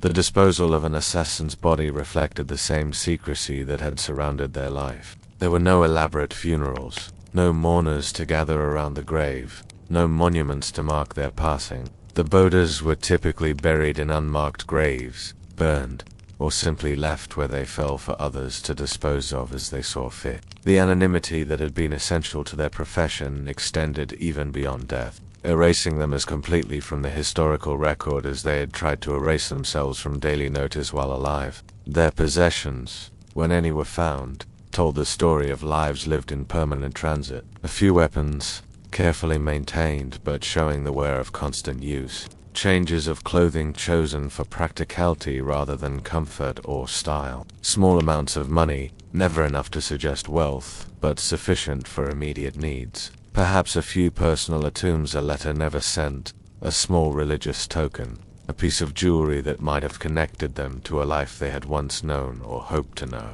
The impact of their deaths rippled outward in ways both seen and unseen. Employers who had grown dependent on their services were forced to find new solutions to old problems. Enemies who had lived in fear of their skills breathed easier, while allies who had trusted in their protection found themselves newly vulnerable. Yet these ripples were subtle, for the nature of their work meant that their contributions to the world's violence had been largely invisible, even while they lived. In the quiet moments after an assassin's death, as his body cooled and his eyes grew dim, the world continued its ancient rhythms unchanged. The sun rose and set, merchants sold their wares, farmers tended their fields, and nobles played their games of power. The shadow had faded, leaving behind only the faintest trace that it had ever existed at all. A name whispered in taverns, a story told to frighten children, a mystery that would puzzle historians centuries later. As we near the end of our exploration of these shadow figures, let yourself feel the profound relief of living in a time and place where such endings are not your own concern. Feel the warmth of your own life, the connections that anchor you to family and community, the simple security of knowing that tomorrow will bring familiar faces and ordinary challenges. The shadows that once held such figures have long since faded, leaving us free to rest in the light of more peaceful times. High in the mountains of Persia, where the air grows thin and the peaks pierce the sky like ancient daggers, there once stood a fortress that would become synonymous with the very word assassin. Picture, if you will, the remote stronghold of Alamut, perched on its rocky outcrop, like an eagle's nest, seemingly unreachable by any army yet accessible to those who knew its secret path. Here, in this isolated sanctuary, the most famous school of medieval assassination took root and flourished for nearly 2 centuries. The story begins with Hassan I-Sabbah, a man whose name would echo through history long after his fortress crumbled to dust. In the year 1090, this scholar-turned-revolutionary seized control of Alamut through cunning rather than force, arriving not as a conqueror, but as a missionary spreading the word of his particular interpretation of Islamic faith. Yet, within the scholarly debates and religious fervor lay the seeds of something far more sinister, a systematic approach to political murder that would make the word assassin synonymous with sudden, inexplicable death. Imagine yourself climbing the narrow winding path that led to Alame's gates, your footsteps echoing off the stone walls that rose impossibly high above you. The fortress itself was a marvel of defensive architecture, its walls following the natural contours of the mountain, its towers positioned to overlook every possible approach. Yet for all its military might, Alamut's true power lay not in its walls, but in the men who were trained within them, the Fidai, the devoted ones, who would carry death to enemies hundreds of miles away. The training that took place within Alamut's walls differed significantly from the crude apprenticeships we have discussed in earlier chapters. Here was organization, methodology, and resources that most medieval assassins could only dream of. The fortress contained libraries filled with texts on anatomy, poison-making, languages, and customs of distant lands. The trainees learned not just to kill, but to become anyone, to blend into any society, to wait years if necessary for the perfect moment to strike. Hassan I-Sabbah understood something that most employers of assassins missed: the power of systematic training and absolute loyalty. Rather than recruiting desperate criminals or abandoned children, he sought out young men of intelligence and faith, individuals who could be molded not just into killers but into believers. The transformation that took place within Alamut's walls went beyond the physical conditioning we have explored. It was a complete remaking of identity and purpose. The legends speak of gardens within the fortress, paradise-like spaces where trainees were said to experience a taste of the afterlife that awaited the faithful. Whether these stories hold literal truth or represent metaphorical descriptions of indoctrination matters less than their effect on the outside world. The mere rumor that Hassan commanded men who had seen paradise and no longer feared death was enough to make his enemies sleep less soundly in their beds. Consider the psychological profile of a Hashishin operative as he prepared for a mission. Unlike the desperate, paranoid figures we have previously examined, he approached his task with the calm certainty of a man who believed absolutely in the righteousness of his cause. Death was not a failure to be avoided, but a potential doorway to eternal reward. This fundamental difference in mindset made the Hashishin far more dangerous than their freelance counterparts, for they combined professional skill with religious fervor. The missions undertaken by Hassan's followers became legendary throughout the medieval world. The murder of Nizam Oldbuk, the powerful vizier of the Seljuk Empire, demonstrated their reach and precision. The assassination took place not in some dark alley, but in broad daylight, carried out by a man who had spent months establishing himself as a humble Sufi mystic. The killer made no attempt to escape, accepting his own death as part of the mission's completion. This willingness to die in the act of killing gave the Hashishin a tactical advantage that freelance assassins could never match. Where others planned elaborate escape routes and contingencies, the Fidai could focus entirely on reaching their target and completing their task. The knowledge that discovery meant certain death was not a deterrent, but simply another factor to be planned around. Yet, even within this organized system, the fundamental hardships of the assassin's life remained unchanged. The months or years spent establishing a cover identity still required the same painful separation from family and friends. The psychological toll of living a lie day after day still wore away at the human spirit. The act of taking life, however, justified by religious doctrine, still left its mark on the killer's soul. The training at Alame may have been more sophisticated than the crude apprenticeships of freelance killers, but it was no less harsh in its demands. Trainees learned to endure pain without crying out, to resist torture without revealing secrets, to function normally while carrying deadly poison concealed within their own body. They studied the art of memory, learning to carry complex messages and instructions without committing anything to writing. They mastered multiple languages and dialects, regional customs and religious practices, all the skills needed to disappear into foreign societies. The fortress itself became a prison as much as a sanctuary for those who trained within its walls. Once committed to Hassan's cause, there was no possibility of return to ordinary life. The knowledge they possessed, the skills they had developed, the very fact of their association with Alamet marked them as permanent outlaws in the eyes of conventional society. They had traded their former identities for a new one that could never be publicly acknowledged or safely abandoned. As the decades passed, Alamet's reputation grew to mythic proportions. Rulers throughout the Islamic world and beyond paid tribute to Hassan and his successors, not out of respect, but out of fear. The mere possibility that a Hashishan operative might be lurking in their courts, among their bodyguards, or even within their own families, was enough to make the most powerful men of the age reconsider their actions and policies. Yet this very success contained the seeds of Alamet's eventual destruction. The fear they inspired ultimately united their enemies against them, creating alliances that might never have formed otherwise. The Mongol invasion of the 13th century, led by Hulagu Khan, brought to bear military resources that even Alamet's mountain fastness could not withstand. The fortress that had seemed impregnable for over a century fell to systematic siege warfare and overwhelming numbers. The end, when it came, was swift and brutal. The libraries that had contained centuries of accumulated knowledge were burned. The gardens that had supposedly offered glimpses of paradise were trampled under the hooves of Mongol horses. The last Grandmaster, Rukan Oldin Kasha, was executed along with most of his followers, bringing to a close one of history's most sophisticated assassination organizations. But the legend of the Hashishin outlived the reality of their reputation spread through the medieval world, carried by crusaders returning from the Holy Land, by merchants traveling the Silk Road, by scholars studying the rise and fall of empires. The word assassin itself, derived from their name, entered dozens of languages, becoming a permanent part of human vocabulary.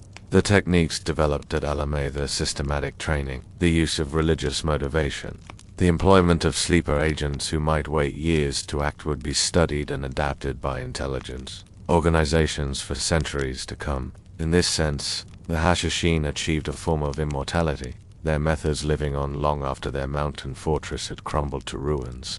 As you rest here in the safety of your modern world, consider how the echoes of Alamate still reverberate through our collective imagination. The idea of the dedicated killer, motivated by faith rather than money, operating from hidden strongholds according to mysterious purposes. These concepts continue to capture our attention, precisely because they represent such a fundamental departure from the ordinary concerns of daily life. The phenomenon of professional killing for political ends was not, of course, limited to the mountain fortress of Alamat or the desperate freelancers who haunted European courts. Across the breadth of the medieval world, different cultures developed their own approaches to the ancient art of assassination, each reflecting the particular values, technologies, and social structures of their societies. As we explore these varied traditions, allow yourself to drift with the gentle rhythm of comparison and contrast, observing how human nature expressed itself differently across the vast tapestry of medieval civilization. In the far reaches of medieval Japan, a different tradition of shadow warfare was taking shape among the mountains and forests of Iga and Koga. The ninja, as they would later be known, emerged from a social landscape quite different from the feudal hierarchies of Europe or the religious fervor of the Islamic world. Here, entire communities, farmers, merchants, and craftsmen by day maintained parallel identities as gatherers of information and, when necessary, dealers of death. Picture, if you will, a village nestled in a mountain valley, where the blacksmith who shoes your horse by day might scale castle walls by night, where the merchant who sells you rice maintains detailed knowledge of enemy troop movements, where the humble farmer possesses an intimate understanding of poisons derived from common plants. This was the genius of the ninja tradition, the seamless integration of covert activities into the fabric of ordinary community life. The training of a ninja began not in some isolated fortress, but within the extended family structure, passed down from parent to child like any other craft or trade. Children learned to move silently through forest undergrowth, as naturally as they learned to plant rice or tend animals. The skills that would serve them in covert operations, climbing, swimming, the ability to remain hidden for hours without moving, were developed through games and daily activities that appeared entirely innocent to outside observers. This community-based approach to assassination training created a very different psychological profile from what we have observed in other traditions. The ninja was not separated from society but deeply embedded within it. He did not suffer the isolation and paranoia that plagued freelance killers, for he returned each night to a community that understood and supported his dual existence. The mental toll of living a double life was shared among many rather than born alone. Yet this integration came with its own unique hardships. The ninja could never fully separate his covert activities from his community identity. A mission gone wrong might bring retribution not just upon himself but upon his entire village. The safety of parents, siblings, and children depended upon his skill and discretion in ways that the solitary assassin never had to consider. This added weight of communal responsibility created its own form of psychological pressure. The techniques developed by ninja clans reflected their community origins and agricultural background. Rather than relying primarily on expensive weapons or exotic poisons, they became masters of improvisation, turning everyday objects into tools of espionage and death. A farmer's sickle became a climbing aid and weapon. Garden tools served double duty as lockpicks and silent killing implements. Even human waste, properly prepared, could serve as both fertilizer and the basis for incendiary devices. The ninja's approach to assassination itself differed markedly from the direct methods favored by European killers or the dramatic public murders preferred by the Hashishin. Stealth and misdirection were valued over confrontation. A target might die from what appeared to be a hunting accident, a building collapse, or a sudden illness, with no obvious indication that violence had been involved. The ninja's greatest successes were often those that left no evidence of their involvement whatsoever. In the Byzantine Empire, court intrigue reached levels of sophistication that made Western European politics seem crude by comparison. Here, in the great city of Constantinople, assassination became an art form practiced by individuals who combined the education of scholars with the skills of killers. The Byzantine court produced figures like the infamous John the Awful, who rose from obscurity to control an empire through a combination of administrative genius and carefully orchestrated murders. The Byzantine approach to assassination reflected the empire's unique position as an inheritor of Roman administrative traditions and Christian moral teachings. Professional killers in Constantinople were often men whose lack of family ties and inability to found dynasties made them theoretically more trustworthy servants of the state. These individuals received educations that rivaled those of bishops and senators, learning rhetoric, theology, law, and administration, alongside the more practical skills of poison-making and blade work. The psychological profile of a Byzantine court assassin differed significantly from both the desperate criminals of Western Europe and the religious fanatics of Al. These were men of genuine intellectual accomplishment who had chosen to combine scholarship with violence in service to imperial power. Their methods reflected the sophisticated background, elaborate plots that might unfold over years, involving forged documents, manipulated elections, and carefully orchestrated accidents that eliminated enemies, while maintaining plausible deniability. Yet the very sophistication of Byzantine court intrigue created its own form of psychological torment. The assassin who operated in this environment could trust no one completely, for everyone possessed the education and resources to potentially threaten him. The paranoia that plagued all professional killers was amplified in an environment where every conversation was a potential trap, every document a possible forgery, every meal a risk of poisoning. In the Islamic world beyond Alam, different traditions of assassination reflected the diverse cultures and political structures of medieval Muslim society. In the Abbasid Caliphate, court assassins often emerged from the ranks of the slave soldiers whose training from childhood created men of absolute loyalty and devastating skill. These individuals combined military expertise with the administrative knowledge necessary to navigate court politics, making them formidable opponents in both open combat and covert operations. The Mamluk assassins' training began with complete separation from family and cultural identity, followed by years of intensive education in Islamic law,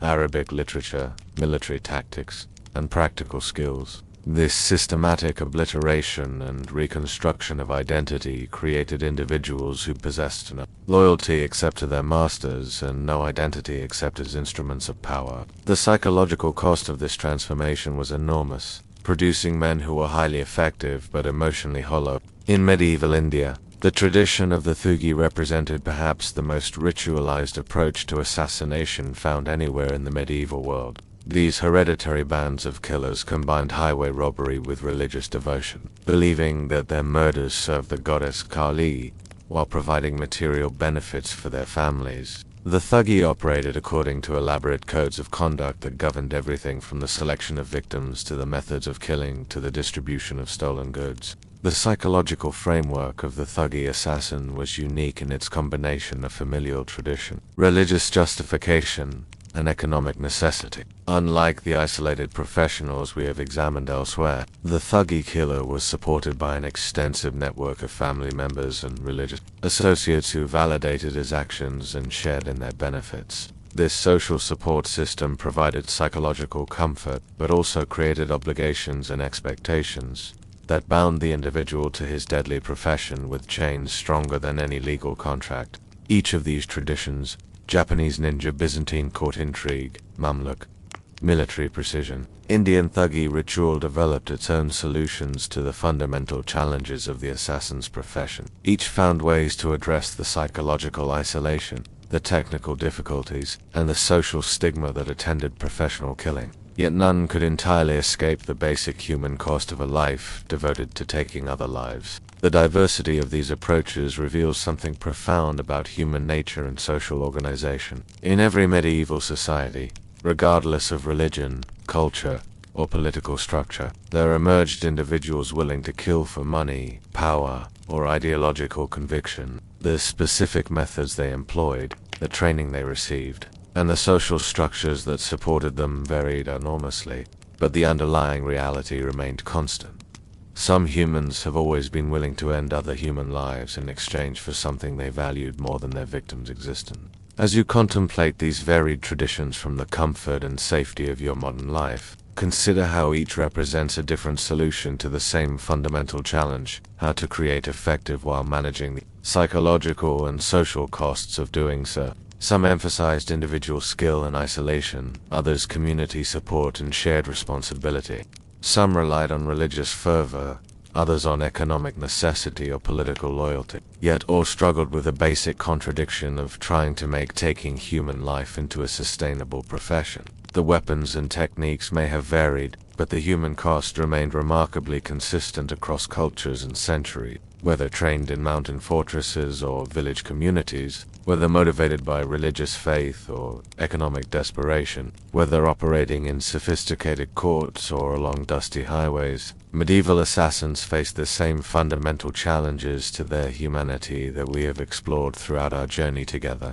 As our journey through the shadows of medieval history draws to its close, let us pause to consider how these ancient echoes have gradually faded into the gentle silence of historical memory. The world of desperate killers and shadow warfare that we have explored together belongs now to a past so distant that it seems almost mythical, separated from our modern experience by centuries of human progress and the slow, steady growth of civilization's protections. Picture, if you will, the gradual transformation that swept across Europe and the wider world as the medieval period gave way to more enlightened ages. The rise of professional armies reduced the demand for individual killers. The development of more stable legal systems provided alternatives to private revenge. The growth of international diplomacy created new ways to resolve conflicts that had once demanded blood. Slowly, like ice melting in spring sunshine, the harsh necessities that had created the profession of assassination began to thaw and disappear.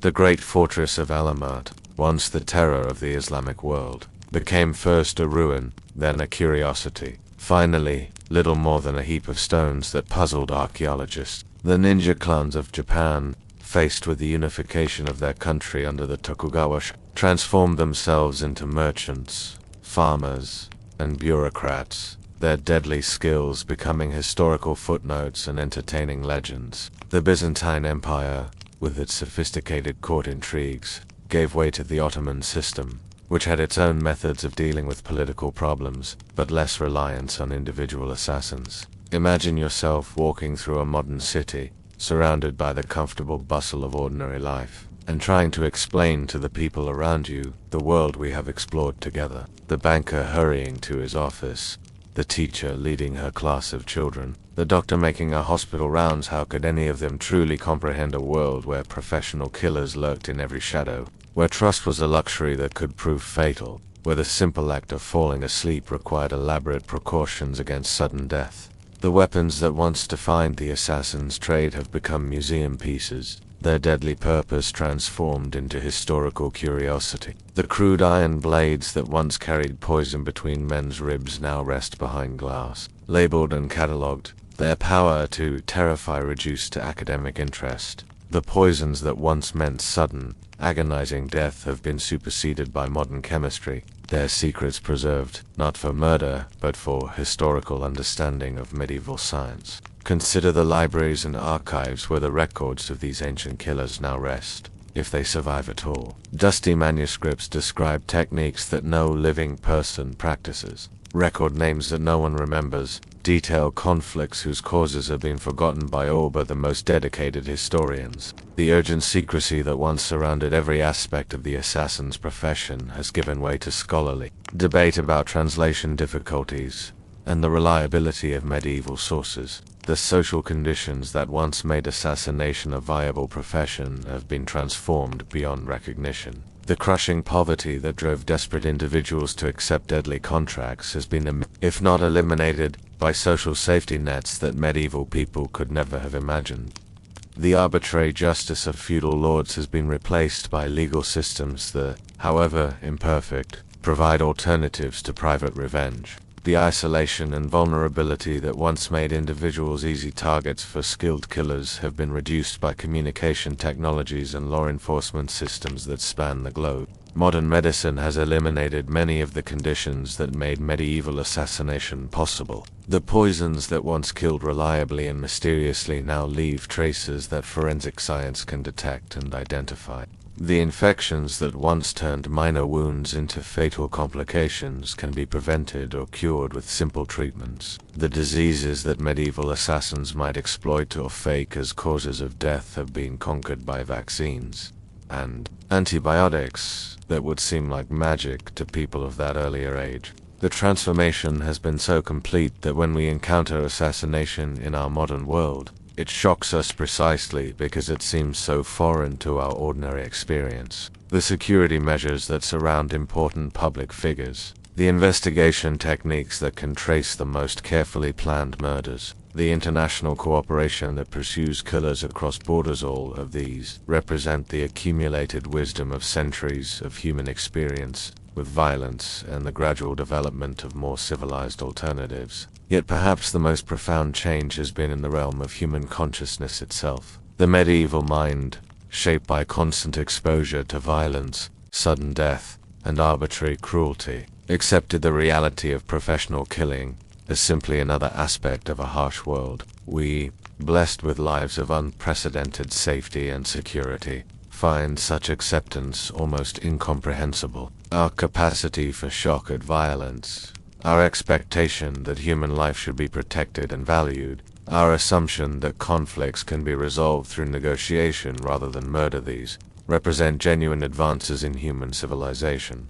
The stories we have shared tonight, the desperate lives we have witnessed, the cruel necessities we have explored, all of these belong now to history's long sleep. The individuals who lived these experiences have been dust for centuries. Their fears, their pain, their desperate struggles for survival have all been quieted by time's passage. What once seemed urgently important, success or failure of a particular mission, the loyalty or betrayal of a specific employer, the outcome of some long-forgotten political intrigue now matters only to historians trying to piece together the patterns of the past. This transformation offers us a profound comfort as we prepare for our own rest. We live in an age where the nightmare scenarios that define medieval existence have been relegated to fiction and historical study. The shadows that once concealed deadly enemies now hold only the ordinary darkness of night. The strangers we encounter in our daily lives are almost certainly what they appear to be, not disguised killers waiting for the perfect moment to strike.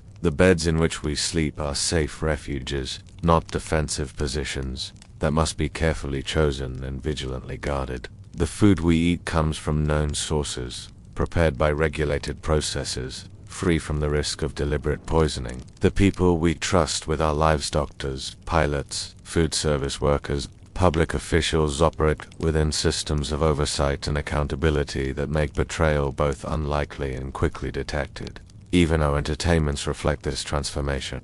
The assassination stories that appear in our books and films are fantasies, deliberate departures from reality designed to thrill us precisely because they are so foreign to our actual experience. We can enjoy tales of ancient killers and modern spies because we know they represent fictional worlds, not the daily reality in which we must live. As you settle into sleep tonight, surrounded by the countless protections that modern civilization provides, allow yourself to feel grateful for the long journey that humanity has traveled from those shadow-hot medieval nights to the safety and security you now enjoy. The desperate figures we have encountered in our historical journey, the abandoned children turned into weapons, the desperate criminals accepting deadly contracts, the paranoid professionals who never knew true rest, their sufferings were not meaningless if they helped teach subsequent generations the value of building a more peaceful world.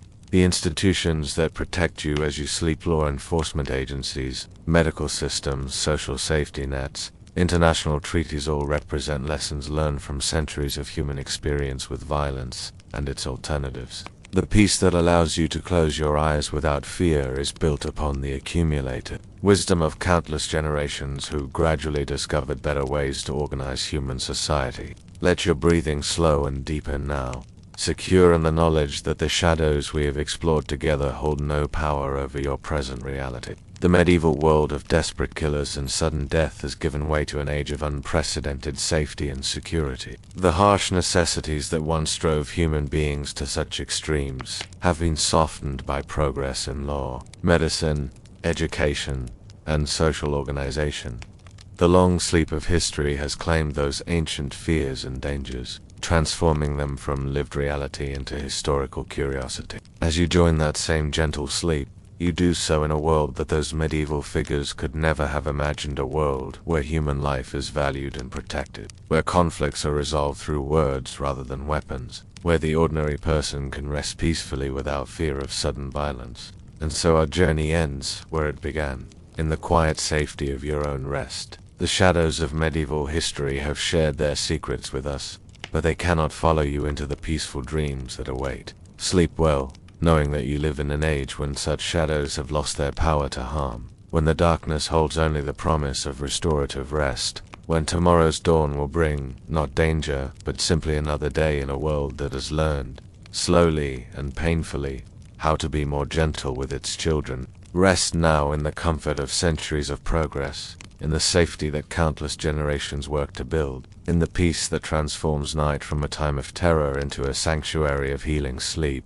The medieval assassins' challenges belong to history's long silence. Your rest belongs to the blessed present, where such challenges exist only in memory and story, unable to disturb the profound peace that surrounds your slumber. Sleep well.